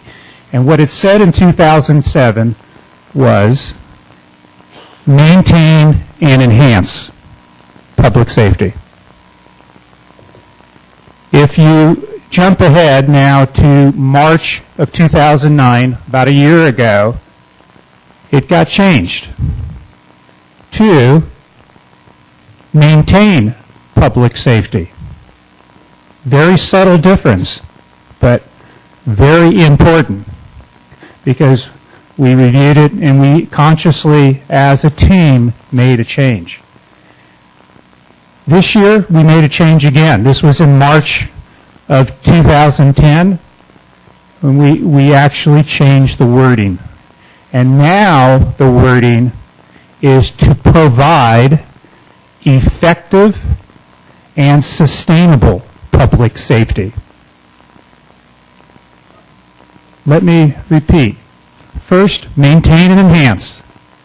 Then maintain. And now it's to provide effective and sustainable public safety. So as I, in my way, like to look forward, I think it's really important that we, everybody at home on the web or their TV and everybody sitting here and people to my left and right really understand, again, I'll say subtle, but very important transition of thinking that's going on with public safety. And if I just focus on the sustainability part, I think we got to be careful with a staff report that says 30% growth. I've done a lot of research. We've looked over 10 years. I could tell you how many people we hired in 2000, what's happened since .com bust. But we do have a public safety group that is growing 4 to 6% per year, and our revenues really for 10 years now have been relatively, minimal or flat. And right now in the last year and looking ahead, the next year or two, they're going to be down. And so with increased cost and with, of course, a very big item on our general fund, safety, and I'm talking general safety versus, fire and police are those two big pieces of that, which used to be 52% of our budget, is now 60% will be our burn rate starting this next year. So, I, as city council member, take these goals very seriously. I view my own success, and I view the success as mayor, as our city council, on being able to achieve these goals. We only have 5 of them, and we clearly stated in very, very few words. And I think you all know what those words mean. There aren't many words to provide effective and sustainable public safety. So our current situation with the JPA works very, very well. The team, the level of service, everything we have about it. I think Mr. Ahmad talked a little bit about we're in 2 different situations from a affordability point of view. But I don't care so much about affordability. I just care about now jumping into my mode of looking ahead. We're going to go broke. It's not sustainable. I talked about my state of the city. I showed you the last 10 years. It's available on the web as a video and slides.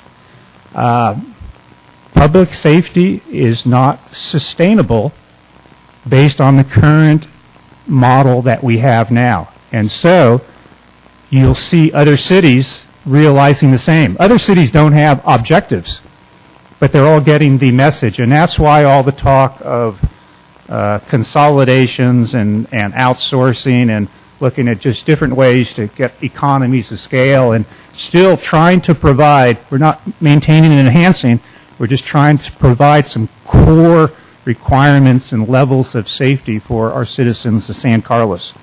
So, again, it needs to work better. My personal commitment with this goal is that it must work better. And so, this evening's vote, I'm certain on one part, I'm uncertain on the other. The part I feel good about is making a business decision. And in my life, with the people that I've worked with, you can't blame anybody for sitting down, looking at the facts, and it doesn't get into, the personalities or where you're from or whatever. You get into, hey, does this make good business sense? And the business decision that the city of San Carlos is doing, and what all 5 of us have instructed staff to do, is to understand our objective of sustainability and direct staff to look at alternatives that put public safety in a sustainable situation. And that includes plenty of options. So we talked, without spending a lot of time, we talked about, and I'm glad to see that our staff and our firefighters and our unions and our council and everybody and our citizens are all, seeing that there are various options available. And so we need to look at all those options. I think people are jumping ahead to the next step. Well, what is that option? What's it going to be? And I could truly understand the concern of the unknown, the fear of the unknown, because it is a major change, and or it could be a major change. But to be able to, and so the part now that I'm having trouble with is the interplay of personalities. Warren came up, and I think you made an excellent point. Or I don't know if you made an excellent point. To me, you gave me an excellent feeling of, God, how do we best work with people? And I always think we all think we're good at working with people, but living is learning, because you learn with every experience how you could have done it better. Most of our mistakes are probably done not on business decisions. Business decisions are done with a calculator and a computer and a chart. Interpersonal relationships are done throughout life, and I've made my mistakes, and I learn from them. So I'm really struggling with this dealing with people the best way, dealing with the people in the front row here and the back row and the people at home, dealing with the organization. So that's where I'm kind of not stuck on, but having trouble with right now. Give me a moment here. If you give me a pause. Sorry.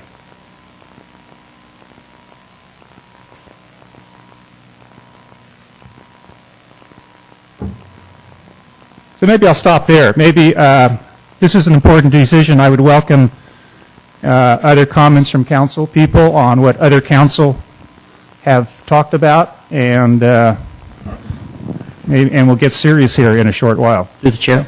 Mr. Gokot?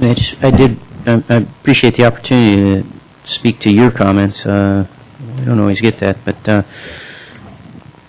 and I appreciate you opening this up for really a discussion, because I think it's deserving of it. You did talk about the retreats we have and the goals we have come out of those, and you pointed out that we had maintain versus maintain and enhance, and then it seemed like ratcheting down, I think is what you're saying, when we changed it to provide, effective, and sustainable. I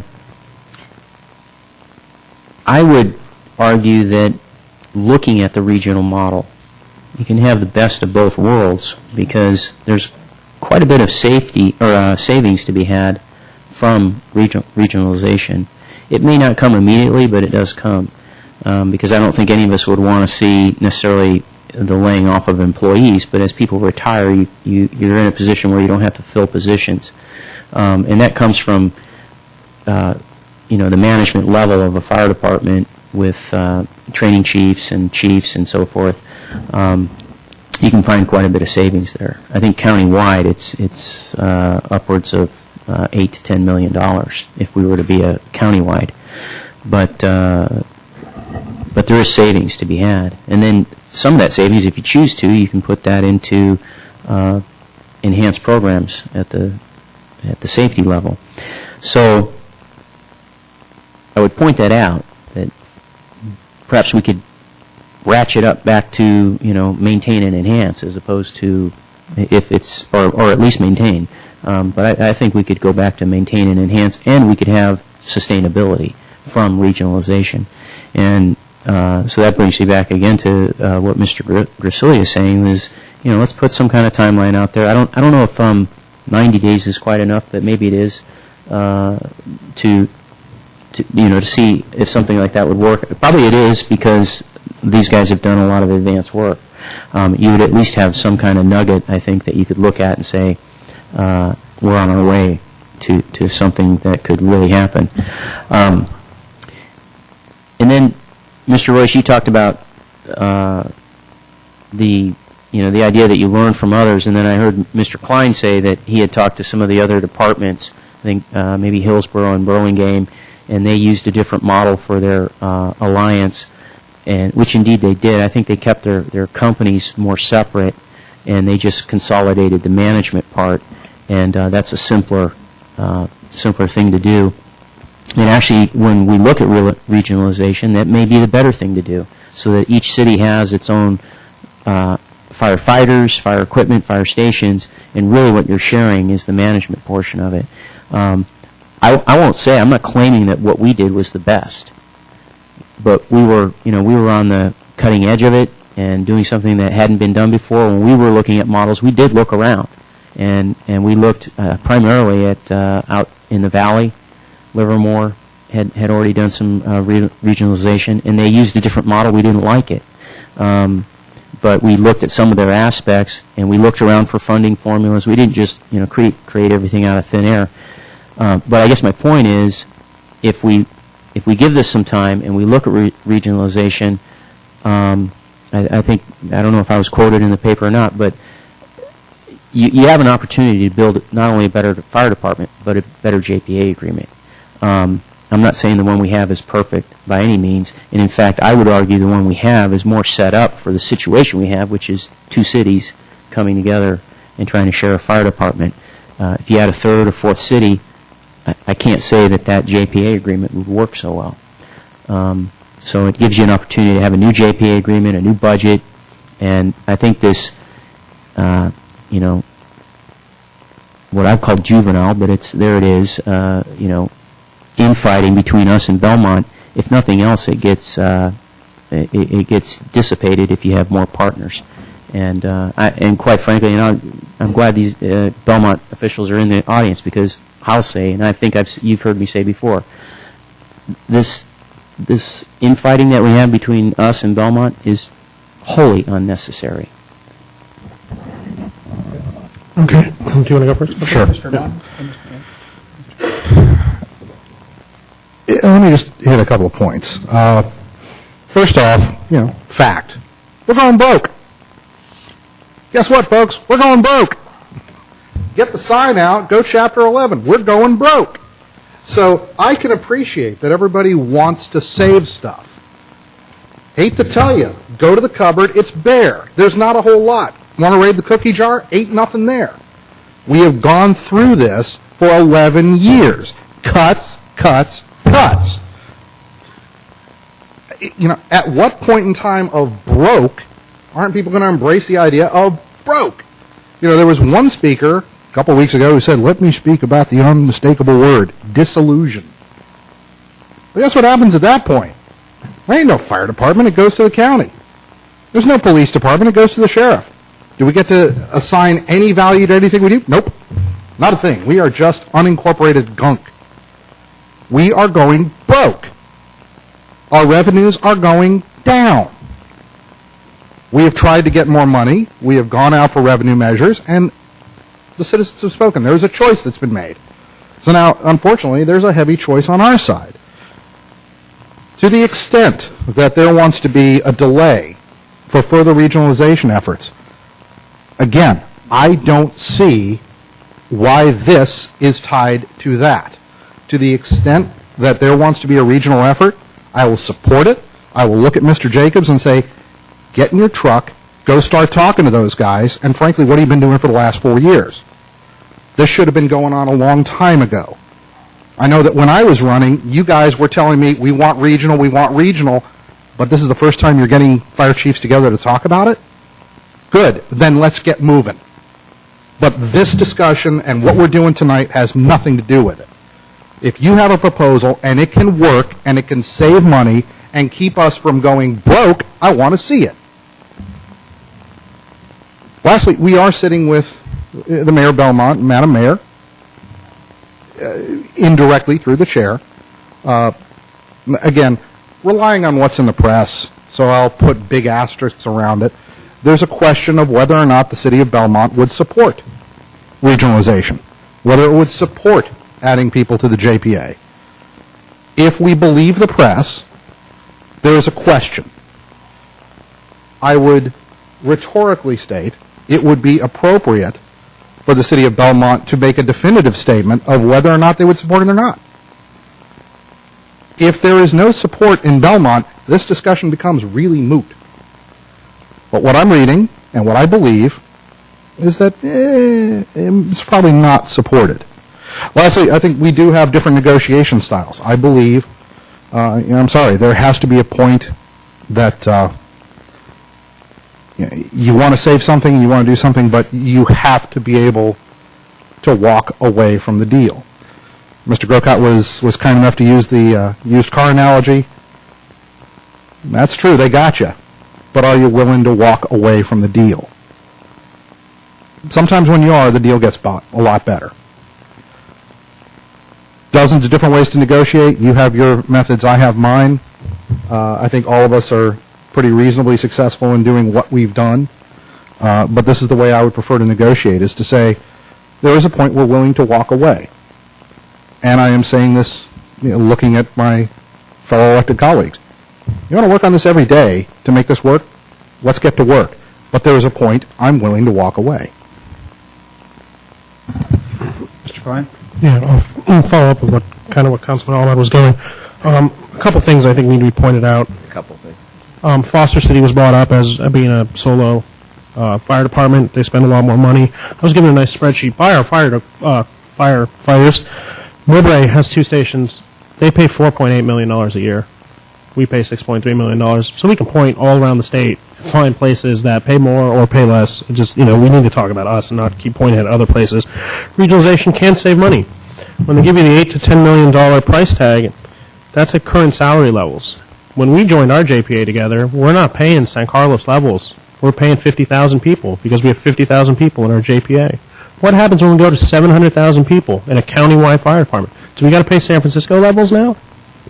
Because that's really kind of where it's looking, because we just joined 2 together, and we're paying for that. We're paying 50,000. So we get everyone together on the same page. We got to go 700,000. Why would towns like Mowbray and Coastside and places like that, why would they pay that? Because it would probably end up costing them more. So we have to talk about that. Federation is a great idea. I agree with Councilman Grocott. It would be great if we could have our own firefighters. We pay them what we pay them, and we share management. I believe that would save us money. But that does at some point require us to make a decision for our town. And Councilman Allman's completely right. We are going broke. And unfortunately, going broke doesn't help you. There was a nice little article about Vallejo a couple weeks ago. Vallejo went bankrupt, and they are not able to get out of their pension liability. So even going bankrupt isn't going to pull us out of this. And then that's, it's unfortunate to know no matter what we do, there is no quick fix. I do believe 18 months is enough time, and I completely agree with Councilman Alma. One doesn't go with the other, but we need to show that we can walk away. The strength in negotiations always is to be able to get up from the table and walk away. You want 90 days? Well, you had 4 years. How much more time? What also happens is if we're in this JPA, we get into it, we really think we got a deal going, we go down a year, and then our partner says no. We got to wait another 18 months. It's time to pull the trigger. It's time to say we're serious. You want to go regional, show me it'll save me money, and I'll back it in a heartbeat. If regionalization is the way of the future, if regionalization will save us money, let's go there. But if not, then we really got to start talking about what we're doing here, because we are getting to the point where we are shutting down essential services. We said go full. We told our city staff go full speed ahead on looking at the sheriff proposal, looking at Redwood City proposal for police. But now we're going whoa. But hold up, don't do it to our fire department. Don't you dare do it to our fire department. That's ridiculous. That is absolutely ridiculous. Go full speed ahead. Look at this. Let's try to wrap this up in a handful of months. But here we need 90 more days plus 18 months. Why is one different than the other? They're both public safety. They're both incredibly valuable. I don't understand it. I don't see it. Maybe it's because there's no fire board. I don't know. But why is the buy-in on one less than the buy-in on the other? It bothers me to hear that. It really does. So I would not support a measure for waiting 90 days, not one bit. I think we need to do this now. We need to get our house in order. And we cannot be subsidizing another town right now. If you can't feed yourself, you don't hand out money. Period. Mr. Caselli? In somewhat of a argue rhetorically with you back, I certainly agree with a lot of the comments that you made. But if we write this letter tonight, what do we see happening in the next few months? We go to the fire board, the fire board perhaps deadlocks on a budget, which to me is when I hear from an attorney who I respect saying, well, now you may not be able to spend any money, which is just unbelievable to me, but it could well be. I mean, that's a road I'm real wary to take. But even if it didn't, even if the budget got, adjusted, and I think it can be, in my mind, relative to no cut in service, because that's what we all don't want to do, is we want to keep a good fire department. There are possibly some cuts that we can make in reserves or whatever else, not taking reserves, just not funding them all the way, and it gives you some lead time. You mentioned about possibly, in time delays. You mentioned bring me the information. I want it too. I'm trying to give people a chance to do it. I don't necessarily think it's labor's job, and again, with all due respect to Mr. Ahmad, I don't know that it's labor's job to go out and run the boats. We have city managers and we have other elected officials and other bodies that, for whatever reason, haven't pushed this button. But I think a lot of them are looking at it now. So, again, getting back to my earlier points, whatever decision we make tonight, it may save us some money possibly in the long run, but in the short run, I can't see the benefit. Only because even if we, like you said, it is 18 months. We've got to have a budget for next year. We may be able to take $300,000 off our cost, 5% of our cost, but that's the most we're going to get because we still have to have a dissolution, which is going to take maybe not 18 months. It might take less than that. So that's why I'm saying with the delay, whatever you want to call it, the extra time, we're not losing anything because nothing's going to happen. In other words, if we were going to automatically drop $500,000 or $600,000, $700,000 by sending this letter, I'm voting with you. I'm right with you. But in my opinion, that's not going to happen. Not for the next fiscal year. It may happen in the year after that, and maybe that's your point saying, well, if we don't start now, when will we start? And I appreciate your point saying, hey, we go down the road, and perhaps our partner says, hey, we don't want to regionalize. Are we better off or worse off? I don't think we're any worse off, in my opinion. I think it just shows out that those folks want to go by themselves. I'm not a by-myself guy. I can't see the economies of scale of having my own fire department. I think the regionalization thing is the way to do it. And all I'm asking is a delay of time so that we can let people that have been working on it, and maybe they've been late, maybe they've been 4 years late, but they're here now, and they're working, and all of us will work, and I know you guys are willing to work because you'll have to for the next 3 months on the fire board trying to get a darn budget together, even if this didn't exist. I mean, it's going to be difficult enough, and I don't know, I can't. I agree with so much of what you say in the long range, but I would like to get some information, and I do think it's separate from the police department because there's a different model here. This in the police department, I'm in the same thing. I think we should regionalize that too. Right now, we haven't got any options. Nobody's given us any options except so far the county sheriff. Now, if Redwood City comes in, I think that's a great deal. I shouldn't speak for us all. I know myself. I want to look at that option because I think it's a good one. But if we told the police department, hey, we're going here right now, we're not going to even give you 10 days, and we haven't got a lot of time because we know in the next month or 6 weeks we've got to make a decision on our next year's budget. Okay, I understand that. But if we did that tonight, if we did the same thing for the police side, well, now we have no options at all. I mean, I think it is different, and I think it is separate. Again, my opinion, we have a disagreement on that, but again, I'm asking, I'm not saying I'm not wanting to write the letter. I'm not saying that tonight. I'm just saying I don't want to write the letter until I get more information, and 90 days isn't going to, in my mind, save us a nickel of what we're going to have to spend next year anyway, of whatever negotiation we have. And I think it's better to go to your partner and say, hey, we're thinking about this. This is a problem. Let's work together and cut some of these costs. And if they say go jump in the lake, they can say it anyway. It doesn't make any difference. So anyway. To the chair, I have a question. Sure. Of the council, because you brought it up, Councilman Grisilli. So you're implying that we should, give the 90 days to get through this budget cycle. Well, no. What I'm saying is I'd like to get the 90 days to get opportunity for folks to come in and give us some other options. Okay, but you brought up the budget many times about how do we work to cut the budget if we send this letter now? Total budget or just the fire budget? Just the fire budget. Okay.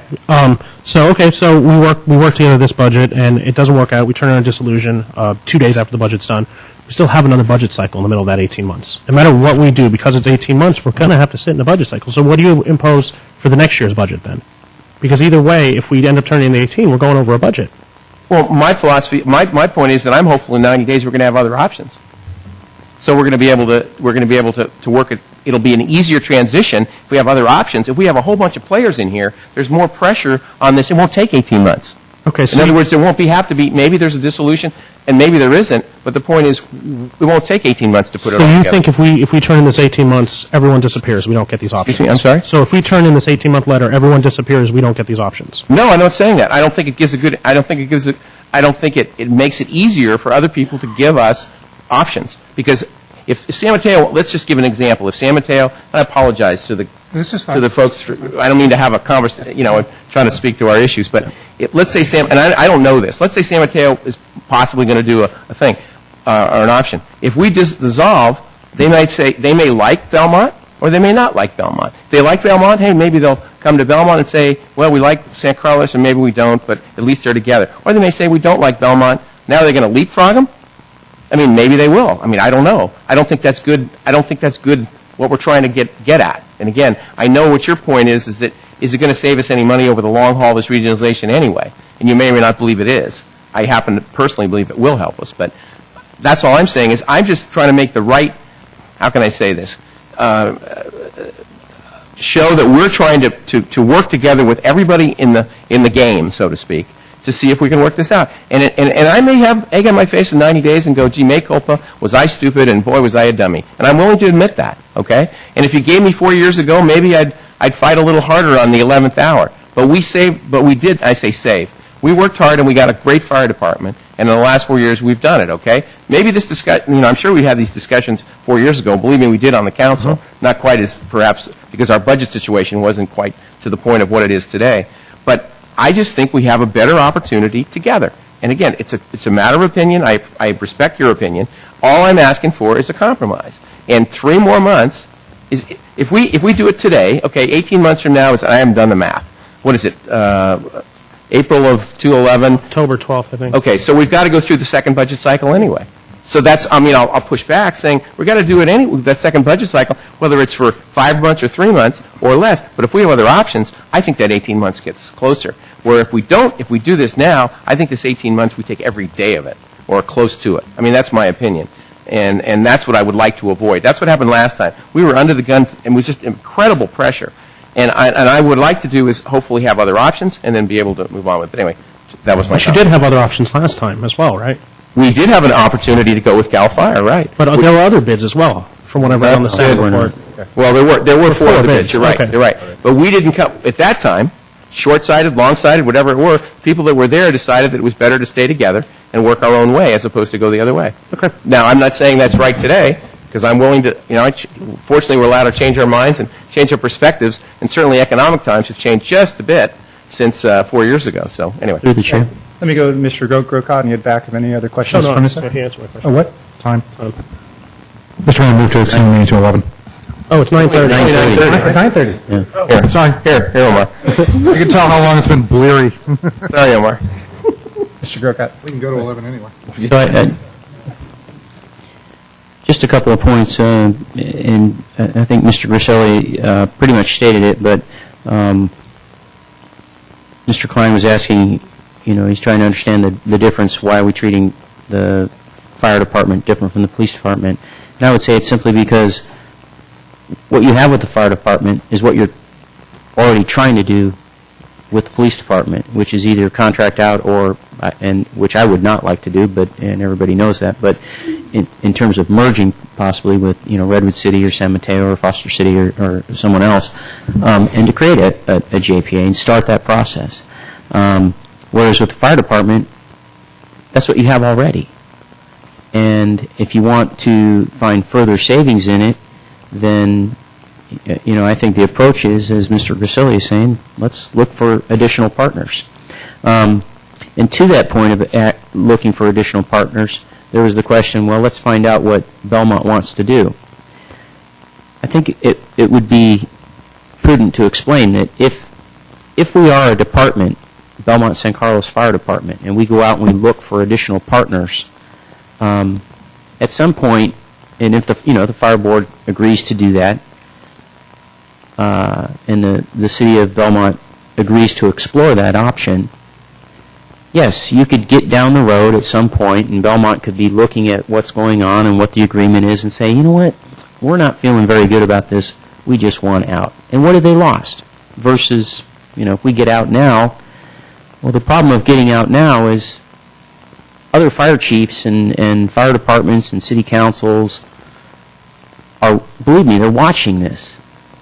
And it's like I said before, you go through a divorce, nobody wants to get back into a relationship with you until you've cooled off.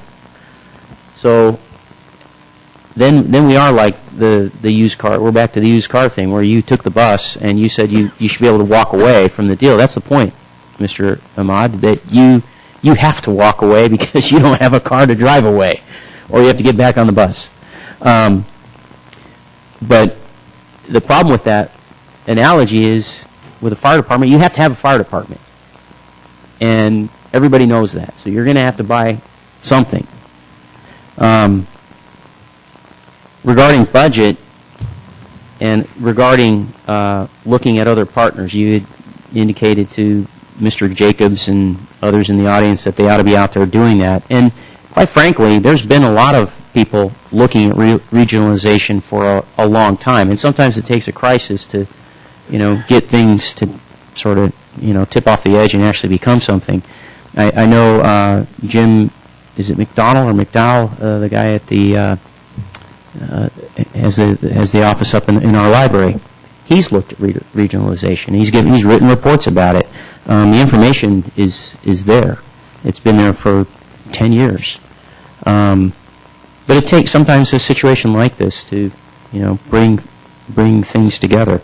But I can tell you this: if we give the letter, and all indications are we're going to CAL FIRE, if we give the letter, telling Mr. Jacobs he's going to be a CAL FIRE employee, I don't think you're going to get his cooperation in looking at other partners. He's not going to work that extra time for you. And in regards to the budget, the part of the thing with the budget is I think Local 2400 they realize the situation we're all in, and I mentioned before, I think they're willing to, there would be willingness to negotiate on some things. But again, if what they're looking at, 18 months down the road or whatever the time period is of working for CAL FIRE, if you think they're going to renegotiate their contract at all, I don't think so. They're going to say, you know what, I want as much as I can get before I leave. That's just human nature. So I think that's that's another issue with giving the letter, and because giving of the letter gives a stronger indication that the direction we're going is we're going to CAL FIRE. And I can guarantee you that's going to be problematic for your union. Okay, I think I'd like to hear a motion. I think it looks like there's two different motions. I don't think it matters which one we do first because one's kind of different than the other. So can I hear a motion? Well, I'll go with the base motion. I think Mr. Grisilli wanted to do an amendment. So I'll move adoption of resolution number 2010-32. Resolution of the City Council of the City of San Carlos authorizing city manager to deliver notice of dissolution Belmont San Carlos Fire Department. Here, a second. Through the chair, I would like to amend the motion if possible that I don't know, Mr. Rubens, correct me, if I could amend that to have a delay in that for a 90-day delay in that, and then have further discussion. You could Ms. Kasman, I'm sorry, I should be asking Ms. Kasman. I'm sorry. So in other words, how I would, if you'd step up to the podium, please, I appreciate it. Thank you.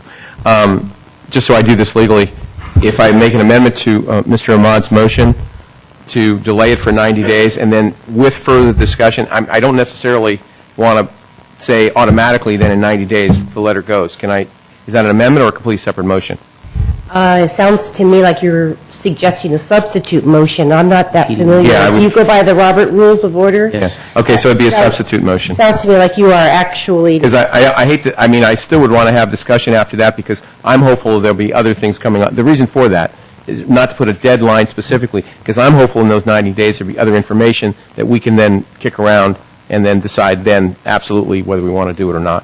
So I guess a substitute motion then would be the... I believe it's a substitute motion because you Okay. you are actually kind of negating. I understand. Thank you, Ms. Councilman. So I'd like to, and I think Sir Roberts, my motion goes first, is that correct? Yes. That's right. Okay.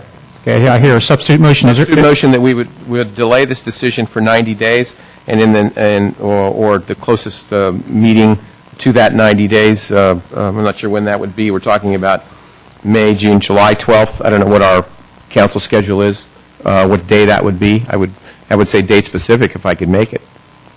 90 days. I think 90 days is fine. Okay, well, 90 days then. Okay, is there a second to the substitute motion? Second. Okay, so just to clarify, council understands we will be voting on the substitute motion first, which is the 90-day delay, and based on the results of that motion, we will then decide if we go back to the original motion or not. If that fails, if that passes, then that is the approved item. Everybody understand what we're voting on? So, discussion? Yeah. Go ahead. Thank you. Any other discussion? Yeah. There is discussion. Mr. Mayor, I'm going to go vote no on this for a couple of points. Number one, again, it's a difference of opinion on what is the appropriate way to negotiate. But number two, it does take into account a certain leap of faith. Yes. Which specifically, which I'm sitting here going, I don't think it's there, which is that our partner in this JPA wants to do regionalization and wants these options also. I don't believe they do. There is nothing I've seen in the minutes from the fire board, and there's nothing I've seen reported that leads me to believe that we would have a willing partner to move forward in these discussions.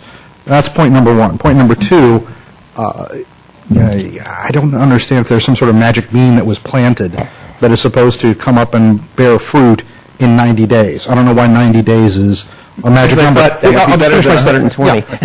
Yeah. Which may be fine. But in which point I go, well, geez, why not 2 weeks? Why not tomorrow? Right. So on both counts, this is not a new situation. Okay. This is not something that nobody is going, oh, gosh, where did this come out of the blue? Folks have known about this. Again, those are the 2 points I'll make, and I'm going to vote no. Through the chair. Mr. Gurkhat? I would like to address those. Again, if you delay, and then through the fire board, there is further research and direction on regionalization using Belmont San Carlos Fire Department as the nucleus, if you will. You'll know pretty quickly from Belmont whether they want to go that route. And if they discuss it at their council and they have a vote with their fire district board that they don't want to go that direction, you'll know that pretty quickly. And we could easily put this right back on the agenda after knowing that and say, okay, that's fine. I understand they don't want to go with regionalization. And then what that will do is the other departments that are watching this, and I'm telling you, they are watching, then they can say in good faith, it didn't work with Belmont San Carlos Fire Department. Belmont did not want to go for regionalization. So then these fire chiefs and others feel comfortable looking at us and saying, okay, you want to partner with us? We'll partner with you. But I can guarantee you, these chiefs of other departments would much rather use us being Belmont San Carlos Fire Department, as the nucleus for greater regionalization than to watch us split up and then, here's why. Part of the reason why is if there's going to be this magic regionalization, and then, let's say San Mateo gets it started, and they pull us in, and then they pull in Belmont. Guess what? We're in the same boat all over again, and they don't want to look at that. That's a risk. So it makes a heck of a lot of sense to at least allow a try with Belmont San Carlos Fire Department as the nucleus than not. Through the chair. Okay. Just a couple things. Mr. Klein? Kind of regarding what both Councilman Grisilli and Councilman Grocott said. I don't see in any way that this is a way to say we're not willing to go regional at all. Why would anyone want to join a dysfunctional relationship? I think that's crazy. I think this relationship we currently have in this JPA is dysfunctional. So going to people with their open arms going, hey, come on, join this party, doesn't it look great? I think that's nonsense. I also think we voted on this in December to go regional. December. It's April. Nothing still emerged. We were serious then. We're serious now. You know, I mean, there was your 90 days. So I can't back that because it seems like we're continually delaying the inevitable. And Councilman Grisilli, you've said yourself, there's no short-term savings in this. There's no short-term savings in this. And I agree. For 11 years, this town has looked at short-term. For 11 years. The time is over. We need to look at long-term. There are going to be people here who live in this town. I'm going to live in this town for the next 50 years. I don't want to know every decision we made was about the next day instead of mostly 40 years down the road, because then we end up in the same exact situation we're in now, where it's all short-term. There is no long-term discussion. There is no talk about the future. It's just tomorrow, but not the day after that. Just tomorrow. Let's get through tomorrow. Well, we need to get through the next 10 years. We can't do it in this. And we've delayed already. December, we said, let's go regional. It was 4-1. Let's go regional. We want to go regional. It's April now. Still nothing. Okay, I'd like to move with a substitute vote. Could I just make one comment? Sure. Thank you. Since this is my motion, but to Mr. Ahmad's comment, you're absolutely right. It's a leap of faith. You're absolutely right. Because I think if I can get this council to have the leap of faith to go 90 days, we might be able to get Belmont to do the same thing. And maybe I'm stupid, and maybe I'm naive, and maybe that'll be proven. As Mr. Grocott said, if that is proven out, I don't think there's any reason why we can't come back in a month or 2 weeks or depending on whatever, and if folks don't want to do it, then we vote to the letter.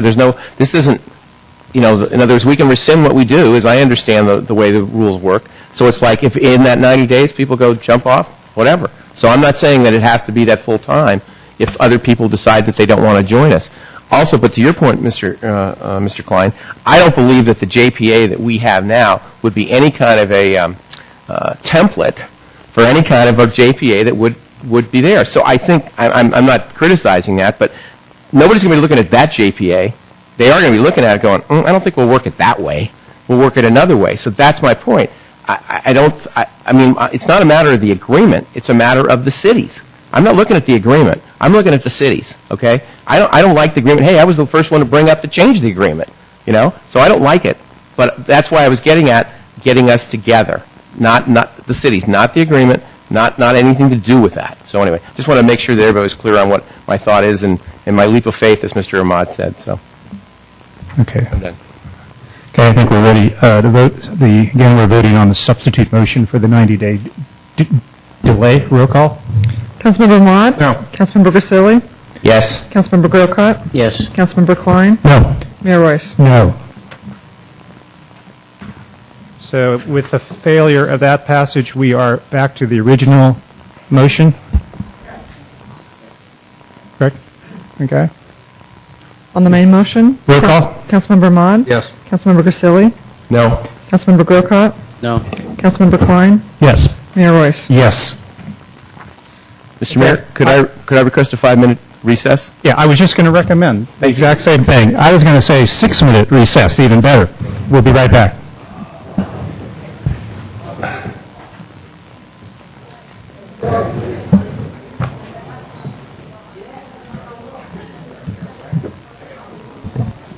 Hey, John.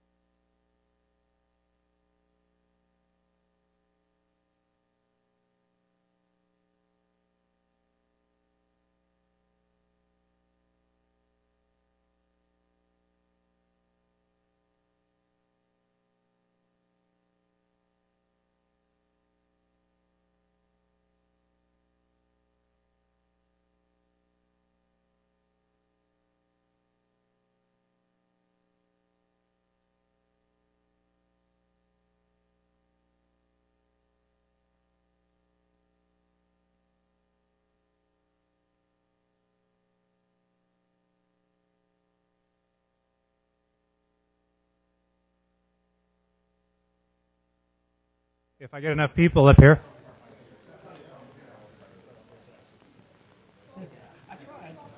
When I get an invite, I'll respond to it. You think they would know who to invite? Yeah, you think, because I never got invited to that.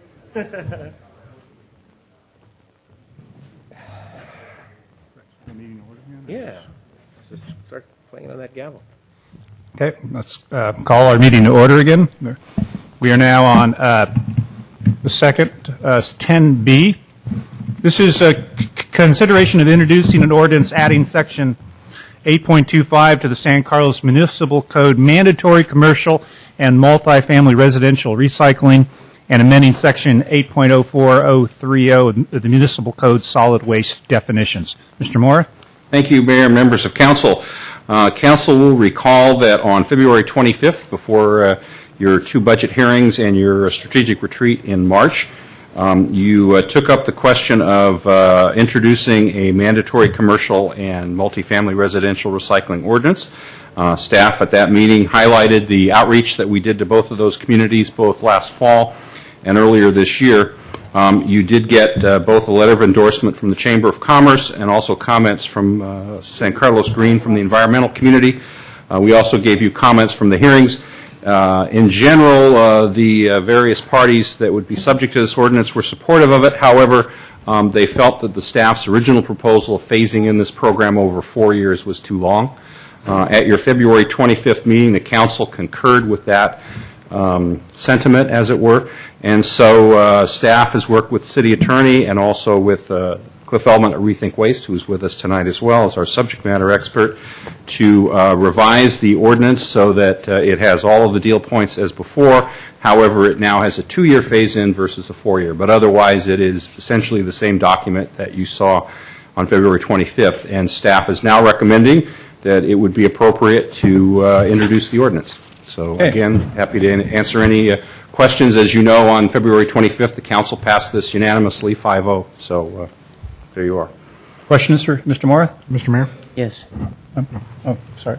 Mr. Gokrat, can I go first, please? I don't think we voted 5-0 on this. Yes. We did. Mm-hmm. I voted for this? Yes. I'm surprised because I am not so convinced tonight. The question I have is, are the tools for recycling available to commercial and these customers now? What we're proposing to do, Councilmember Grocott, is to start the ordinance in the summer as a voluntary program for 6 months and then begin the follow-up in January 1. That would tie into the... No, wait a minute. Let me repeat my question. Sorry. The tools for recycling, in other words, bins and boxes and so forth, those are not available to these customers currently? They are currently available, and these customers typically will receive a visit from a commercial recycling specialist. Currently works at Allied Waste. These people are being transitioned to the employment of Recology as part of the service transition. So one of two things happens. If you're, let's say, a business person and you want to start this program, you can call them and they'll come out. On the other hand, if they become aware of you're a new business, say in San Carlos, they will in some cases call you proactively and offer you the services. Also, sometimes what happens is, for example, when they enroll in the Green Business Program or other programs, or they'll perhaps call me in some instances, I will refer them to the person at Allied or soon Recology and say, Matt's design business wants cardboard recycling and this and that. Please go out and make an appointment with Mr. Grocott and bring the information and the materials, and then they'll provide that. Yes. So what's the difference between those things are available to a business now and they can have the bins and so forth to mandatory? The main difference is that under this ordinance, starting early next year, everyone would be required to either have this service through Recology or they would have to show us documentation that they had it through a third party. And the reason that we're doing this is, and I think we mentioned it at an earlier meeting, in the residential sector, and I mean by residential single family, we're doing very well with recycling, frankly. And as you know, we've had a number of innovative programs the council's approved, the food scraps, the organics, the battery recycling, cell phones.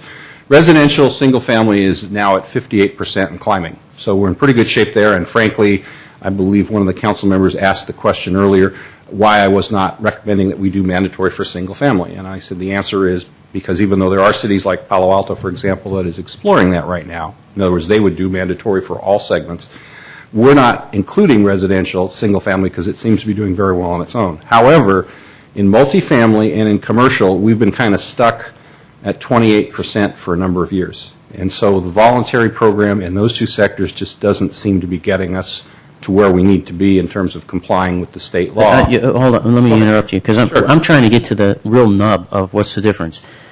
If I'm a commercial business in town right now, and the cans and the bins and so forth are available to me, I guess the key word is they're available. I can say, you know what, I just want to have a big dumpster in the back, and everything that comes out of my business that's trash is going into that dumpster, and I don't care if it gets recycled or not. It's going to be cardboard and whatever is going in that dumpster.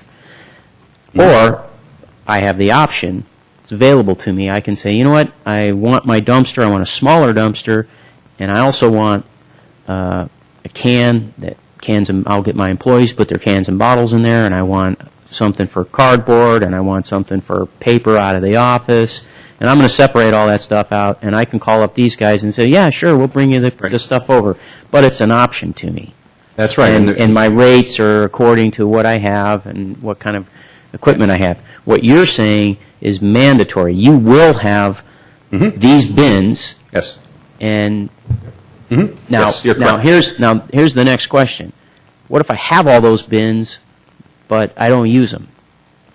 Under the new ordinance, if we see, or I say we, the garbage carrier sees that you're putting recyclables in the garbage, then you'd get a letter and we would start a program to work with you to begin doing the recycling. That is the difference. You're right. You get the letter, and what if you're not learning from the letter? Then what? Well, as you see in the ordinance, there's a 3-step process, but eventually when we get down the road, there are fines. Okay. And there's an increased cost to the commercial and multifamily because of taking on all this service. Well, presumably one of the reasons that they would want to do this is right now we don't charge for recycling. And to use your earlier example, Councilmember Grocott, if one were to, let's say, as you said, have the employees recycle the cardboard and that, they would be able to, and I assume they would want to, go to a smaller container, and hence their garbage costs would go down. They'd save money. Okay, let me follow that then. I get all these bins and everything, but I'm paying for those. But your argument is that, yeah, you're paying for the extra service, but on the other hand, your dumpster size is going to be reduced such that you'll save on the dumpster, and that'll pay for these other things that you're going to have to take on. Well, to be real clear, the recycling services, the way we do them now, are free. Free, yeah. The garbage pickup costs. Now, you are right in your example that to realize the savings after you started your recycling, you'd have to call the garbage company and say, give me a smaller dumpster. But if you did that, you're right, you would save money. That's right. Are we looking to change that down the road? Is this a teaser program? You're going to save money now, but later down the road we're going to charge you for these other bins and so forth? Well, I mean, to use one example, way down the road, there has been some discussion in Berkeley, for example, where recycling has been so successful that they are on the verge of having to charge a little bit for it. Garbage would still be more expensive, but they've had such a, and I don't remember what the rate is, that recycling in Berkeley is so astronomically high, they can't afford it to be totally free the way it is here. And part of what we're trying to do here as well, and I believe we talked about it at an earlier meeting, and I know we've talked about these outreach meetings, we're trying to extend the life of the landfill at Ox Mountain. Sure, that's a good thing. Obviously, if we have to start, and we, I mean not only San Carlos, but the 12 cities and everybody in it, we have to start carting garbage outside the county or across the bay or to Nevada or whatever. The longer we haul it, the much higher the garbage rates will be. So, you know, we talk, as I'm sure the council is well aware of, you know, from time to time we raise the rates 5% or 10% or whatever. That's obviously a concern, but if we ever have to start hauling it out of the county or the area or whatever, the rates... You'll pay even more. Yeah, the memories of 5 and 10% rate hikes will be seen fond, you know, nostalgia at that point. So you can tell, I think, what my concern is and why I'm asking the questions is because, and maybe I was convinced of this last time, and if I voted yes on it, I must have voted yes. But, my concern is, while I want to see recycling, I want to see landfills, extended life and so forth.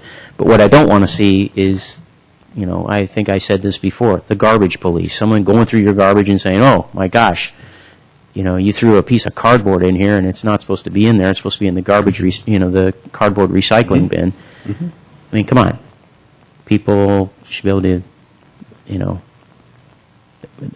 that's what I don't want to see. I understand your point. And finding people and treating people that way. I don't think that's the way to do it. I think you educate and you put out the carrots and offer them savings, actually, and to do the right thing and so forth. Yeah. And if that's what the program's about, then that's I can what vote yes most on of it, it's but about. Yeah, most of it. What do you mean? Well, I think that the first couple steps are, in fact, education, and we're hopeful that, as we've seen in the residential side, that most people will, in fact, do the recycling, downsize their dumpster, save the money. But you are correct, Councilmember Grocott. There is an element of enforcement where if there are individuals who are not doing that, at some point we do have to, like any other code enforcement issue in this community, treat it as such, and there are fines and enforcement. So I'll concede the point. I understand your concern. All right. Thank you. Mr. Caselli? No, I'm ready to vote. No question. We already voted? Question? I'll defer. Okay. Okay, hear a motion?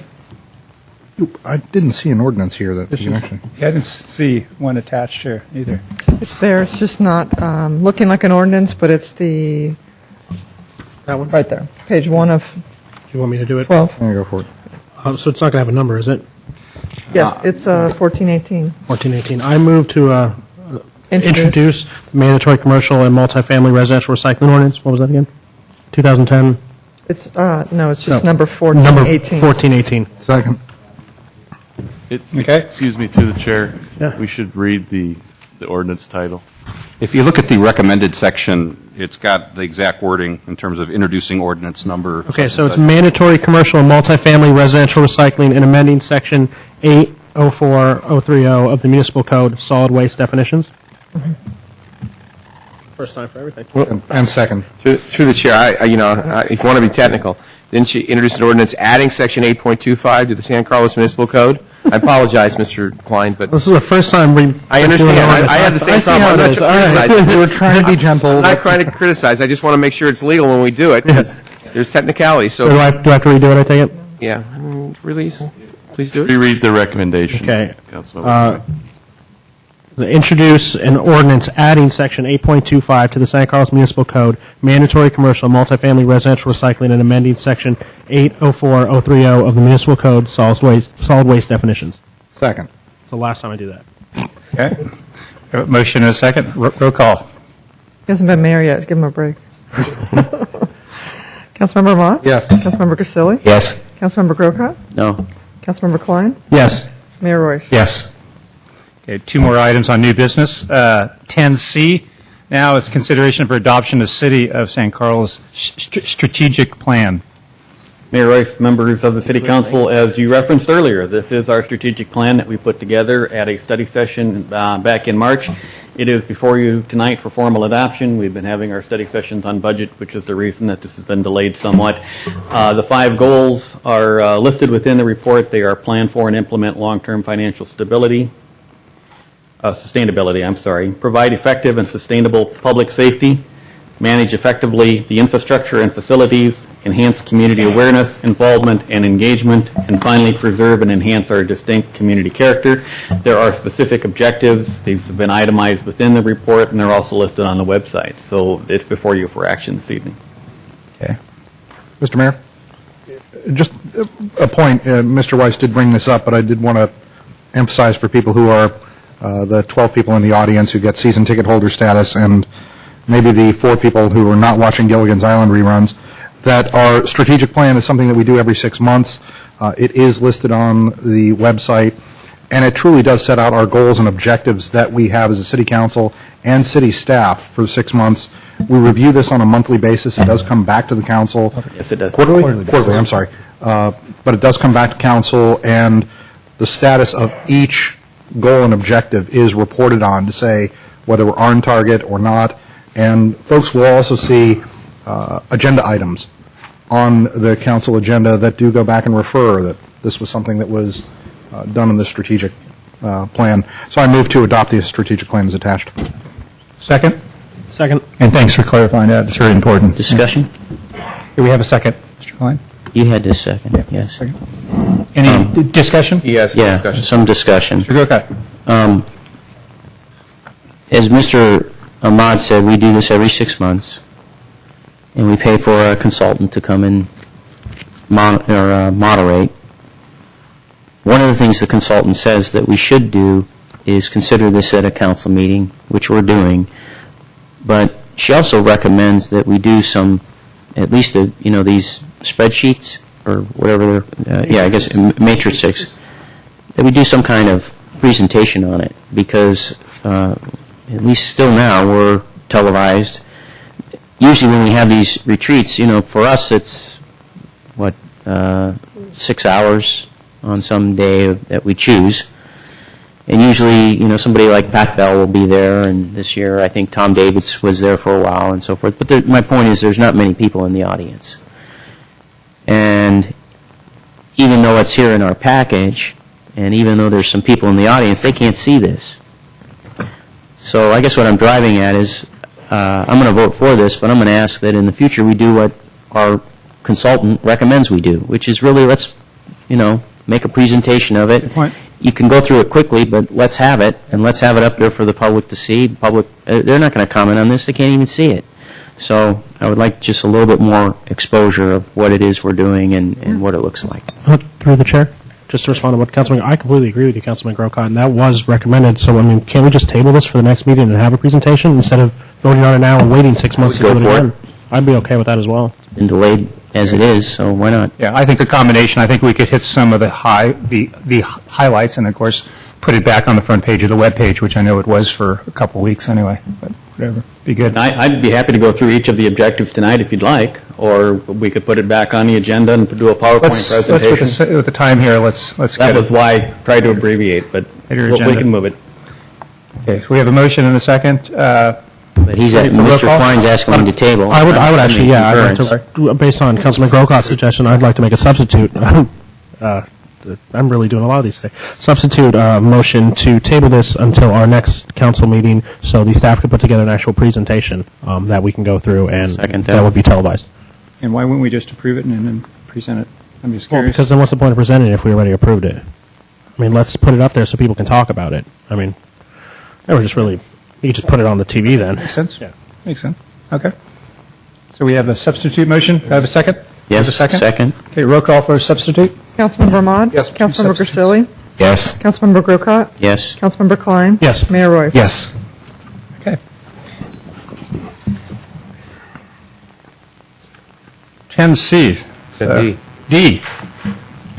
And we have last item, and we still have an audience. And it's consider adopting resolution of support for a grant application in an amount of about $3 million to Metropolitan Transportation Commission, Transportation for Livable Communities, programs for the East Side Community, and Transit Connectivity Project.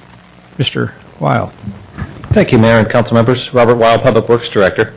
Mayor, in your comments, you mentioned the general plan and the climate action plan and the visionary award that received from the Grand Boulevard Initiative, and this project is in keeping with those visions, the vision of those plans, to make the city more walkable, more connected, and the City Council and the Community Development Department get the credit for thinking in a forward manner and making the city competitive for the opportunity to get this grant.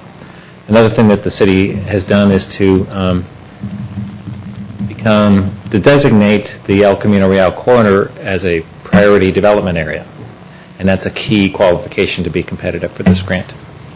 So now your Public Works Director is kind of scrambling to get a quality application together before the April 22nd deadline. We're working with a consultant, and they've come up with some great plans. I can go over those with you tonight if there's interest. I know we're running out of time here. We didn't get these on the website as soon as I'd hoped, and these are actually different than what you have in your packet, so I'd be glad to go through those. We also got cards out to the community, but we ran out of postcards, so not everybody in the 300-foot got the notice of this tonight. Did get a few questions, so I know some people did get questions, get the cards. And we're continuing to refine these plans. In the staff report, I had asked for authorization to go for a grant application of $47,060. And actually, based on some changes that we made to the plans last week, the cost estimate is now lower at $2,689,000.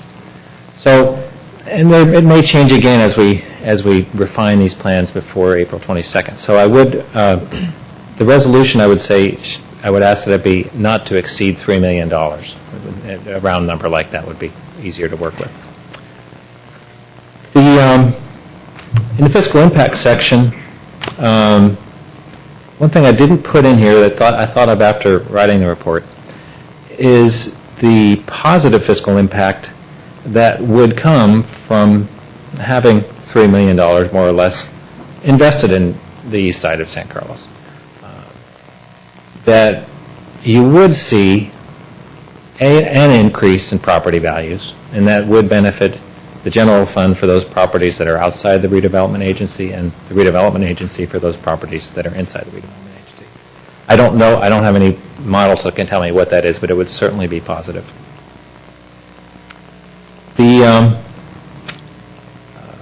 There are impacts of the project. There would be impacts on parking. We've done a preliminary analysis of what that would look like, and I can go through that. But with that, I can go through these diagrams, Mayor, or just see if there's any questions. Let's see, there's questions here from council first, and then I do have a couple of speaker cards. Any questions? I have one question. What I'm getting from Mr. Weil is that you want to be able to apply for the grant, and that's why you're here tonight. But and you've adjusted your request to be not to exceed. Right. But the plans and the details you're still working on to some extent. You maybe will be presenting to the East Side, the Greater East Side Homeowners Association and so forth, and then we might see more details of a project later that we would be approving. That's correct. Is that correct? Right. That's okay. right. So then I don't have any other questions because those would come later. Yeah. As a matter of fact, we're scheduling a walking tour on East San Carlos on the 28th of April.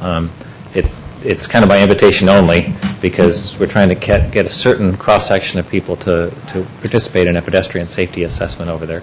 Are we invited? That would be, Just asking. Not at this point. Okay. But if the council's interested. Nobody wants to invite you anything. I have a quick question, Mr. Mayor. Just, is the 20% rule or 20% situation still come in no matter what the total is? Correct. So in other words, instead of 600,000 or whatever it might be 500,000 if we get a lower amount or what? It's lower 80-20 rule, I guess, is what I'm getting at. At this lower estimate, the local match would be $537,830. Thank you. Questions before we go to public? Okay, I have Ben Fuller and Scott Marsters. Guys are up.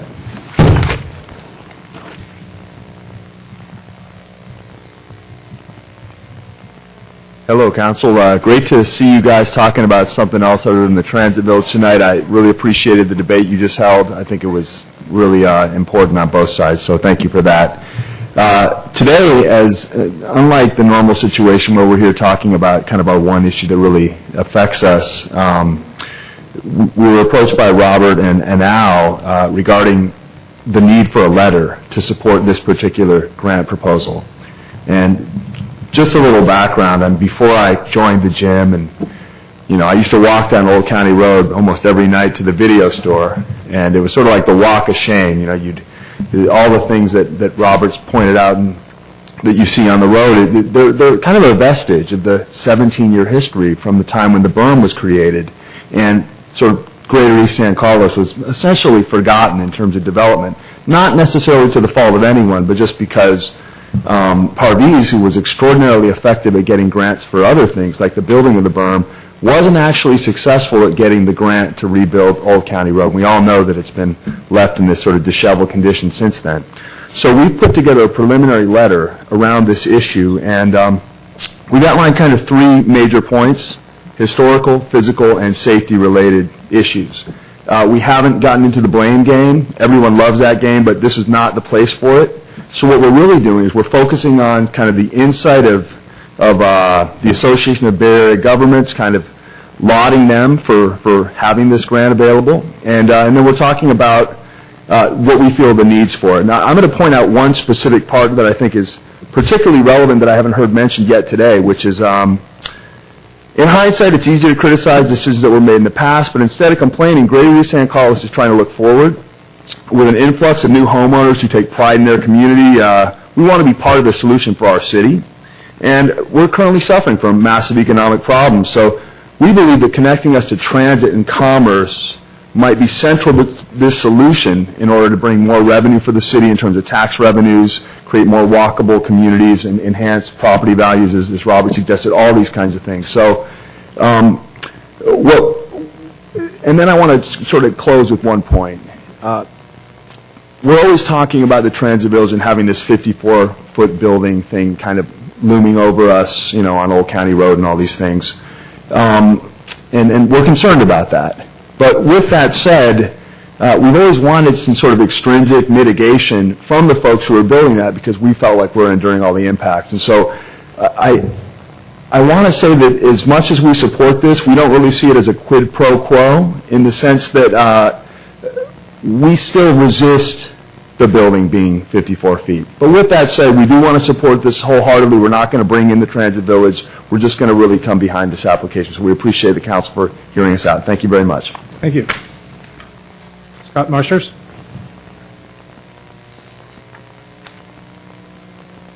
Scott Marsters, San Carlos.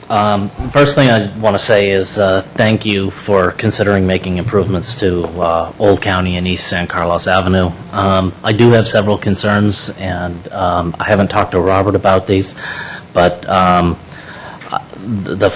start with them and just mention them. The first one is that based on the diagrams that here, the bulb outs and landscape stop on the south side of Riverton, and they don't include Northwood and the north side of Riverton. And I think if we're going to do this project, you want to include the entire residential area.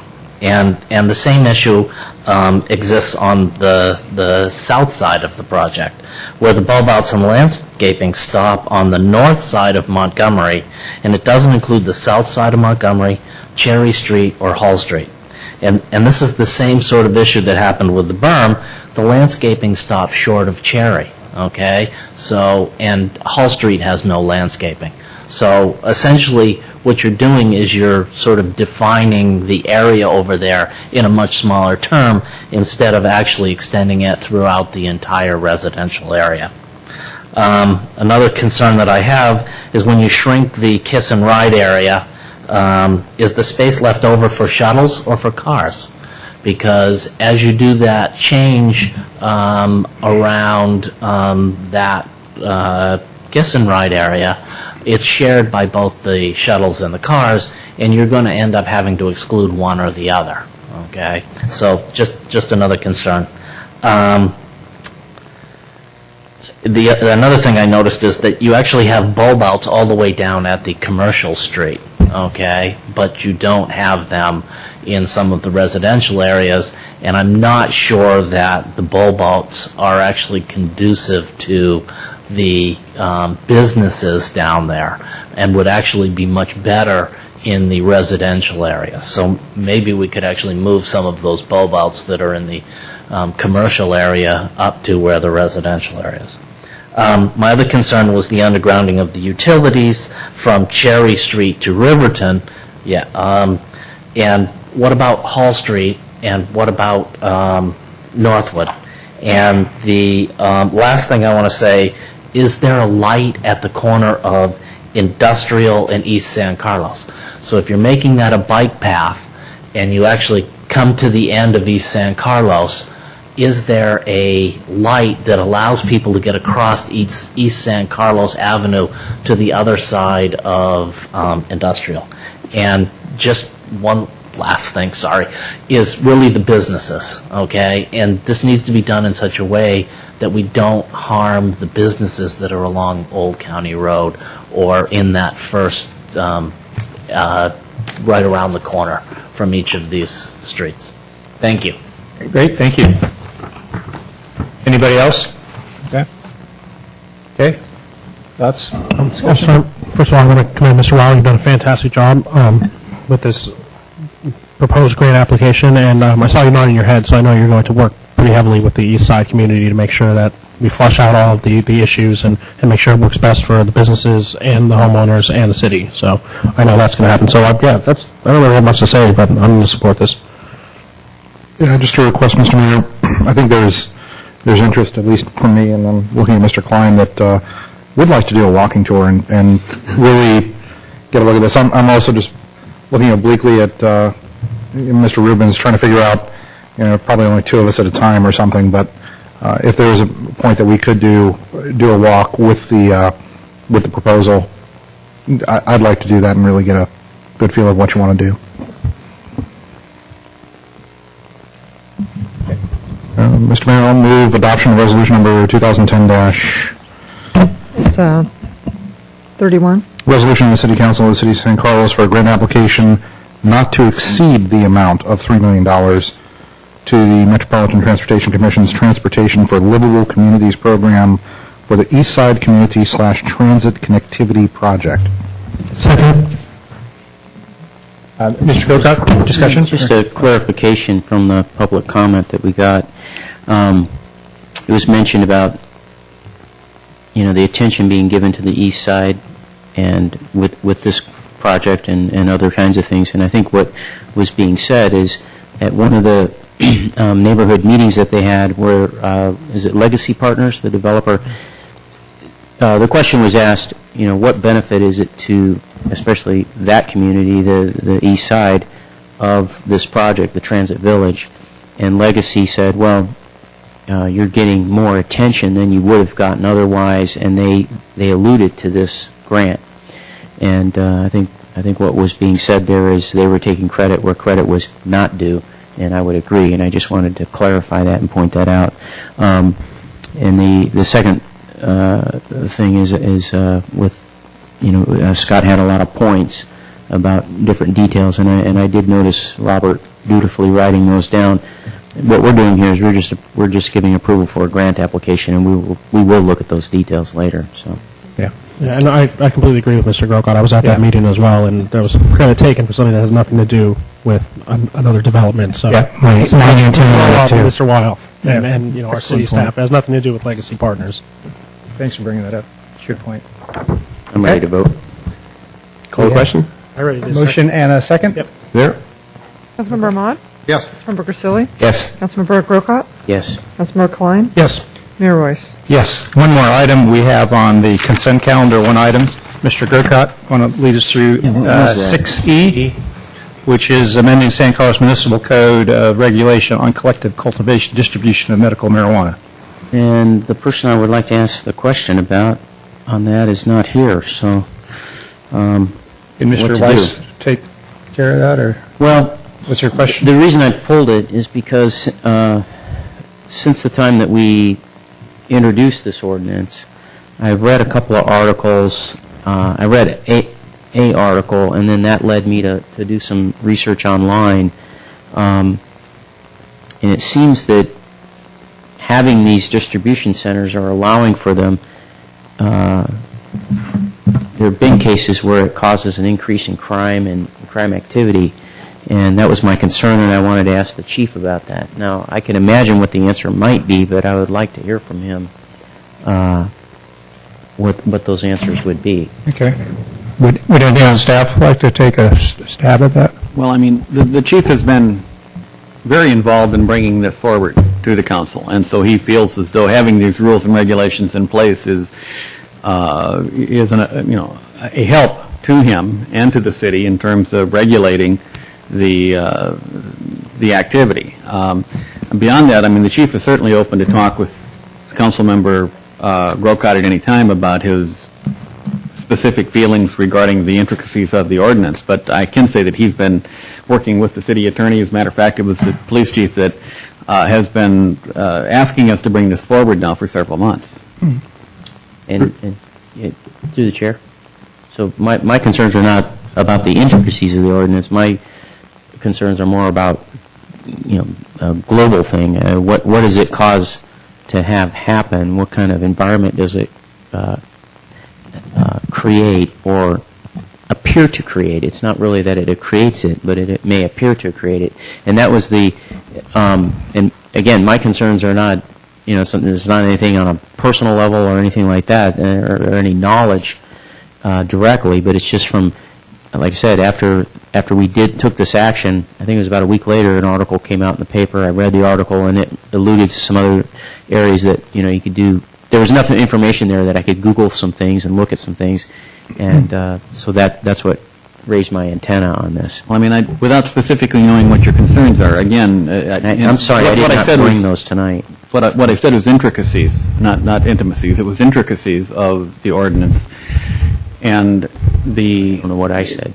Well, I mean, maybe I misheard you, but it's not a personal thing. I mean, it was simply the chief has been working with the city attorney to ensure that there are regulations put in place to regulate this activity as opposed to being silent on it. So certainly he has, concerns about them not being regulated, about them, being placed indiscriminately throughout the community, and that's why he's been involved in putting the ordinance together with the city attorney as it is. Excuse me. I read this. I read similar articles in the paper, and it seems to be. And there was, I think, a recent article in our local papers talked about dispensaries and the council regulating dispensaries. We're not doing that with this ordinance. Our zoning code does not allow dispensaries. They're a use that's not specified, and therefore they're prohibited. What this does is regulate collectives, which is a different animal. A collective is specifically defined in the ordinance, and it's where a group of people are not-for-profit, working together to cultivate marijuana for their own use. Everybody in the collective has to have a medical marijuana card, and what the regulation really does is it limits the location, and it requires basically an internal permitting system that the chief of police will have more control over the location and how a collective could be set up in San Carlos. Right now, under the state law, there is a limited defense to crimes of possession of marijuana, and recent case law opened that scope up really wide because now in each case the amount of marijuana needed for personal use for those with a medical marijuana card could be potentially large amounts. So what we've done is in this regulation program we've limited the location, we've put registration requirements, we've put the police chief in charge of handling those activities to regulate the collectives. But again, I think there's been a lot of confusion about the dispensary versus collective. Dispensary not allowed under this ordinance or any of the city codes, and collectives are regulated pretty highly in this. I'll tell you what I'm going to do, Mr. Mayor, is, and I was remiss in not bringing the article and the other material with me, so I'm not sure about the terms because I feel uncomfortable with it. I think what I'll do is just abstain, and it's not going to hurt anything, but out of my own conscience, I don't feel comfortable voting yes or necessarily even no. So. Okay. Mr. Mayor, I make a motion to approve ordinance number 1417, ordinance of the City of San Carlos adding Chapter 8.09 to the Municipal Code, regulation of collective cultivation and distribution of medical marijuana, requiring licensing of medical marijuana collectives from the City of San Carlos. Second. Okay, motion second. Roll call. Councilmember Ahmad? Yes. Councilmember Grisilli? Yes. Councilmember Grocott? Abstain. Councilmember Klein? Yes. Mayor Royce? Yes. And our meeting is adjourned.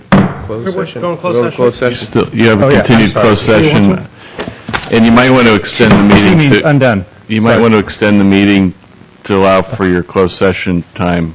Okay. Move to extend the meeting to 11. 11. Okay. Second. Okay, all those in favor? Aye. Opposed? Okay, we're moving to closed session. Thank you.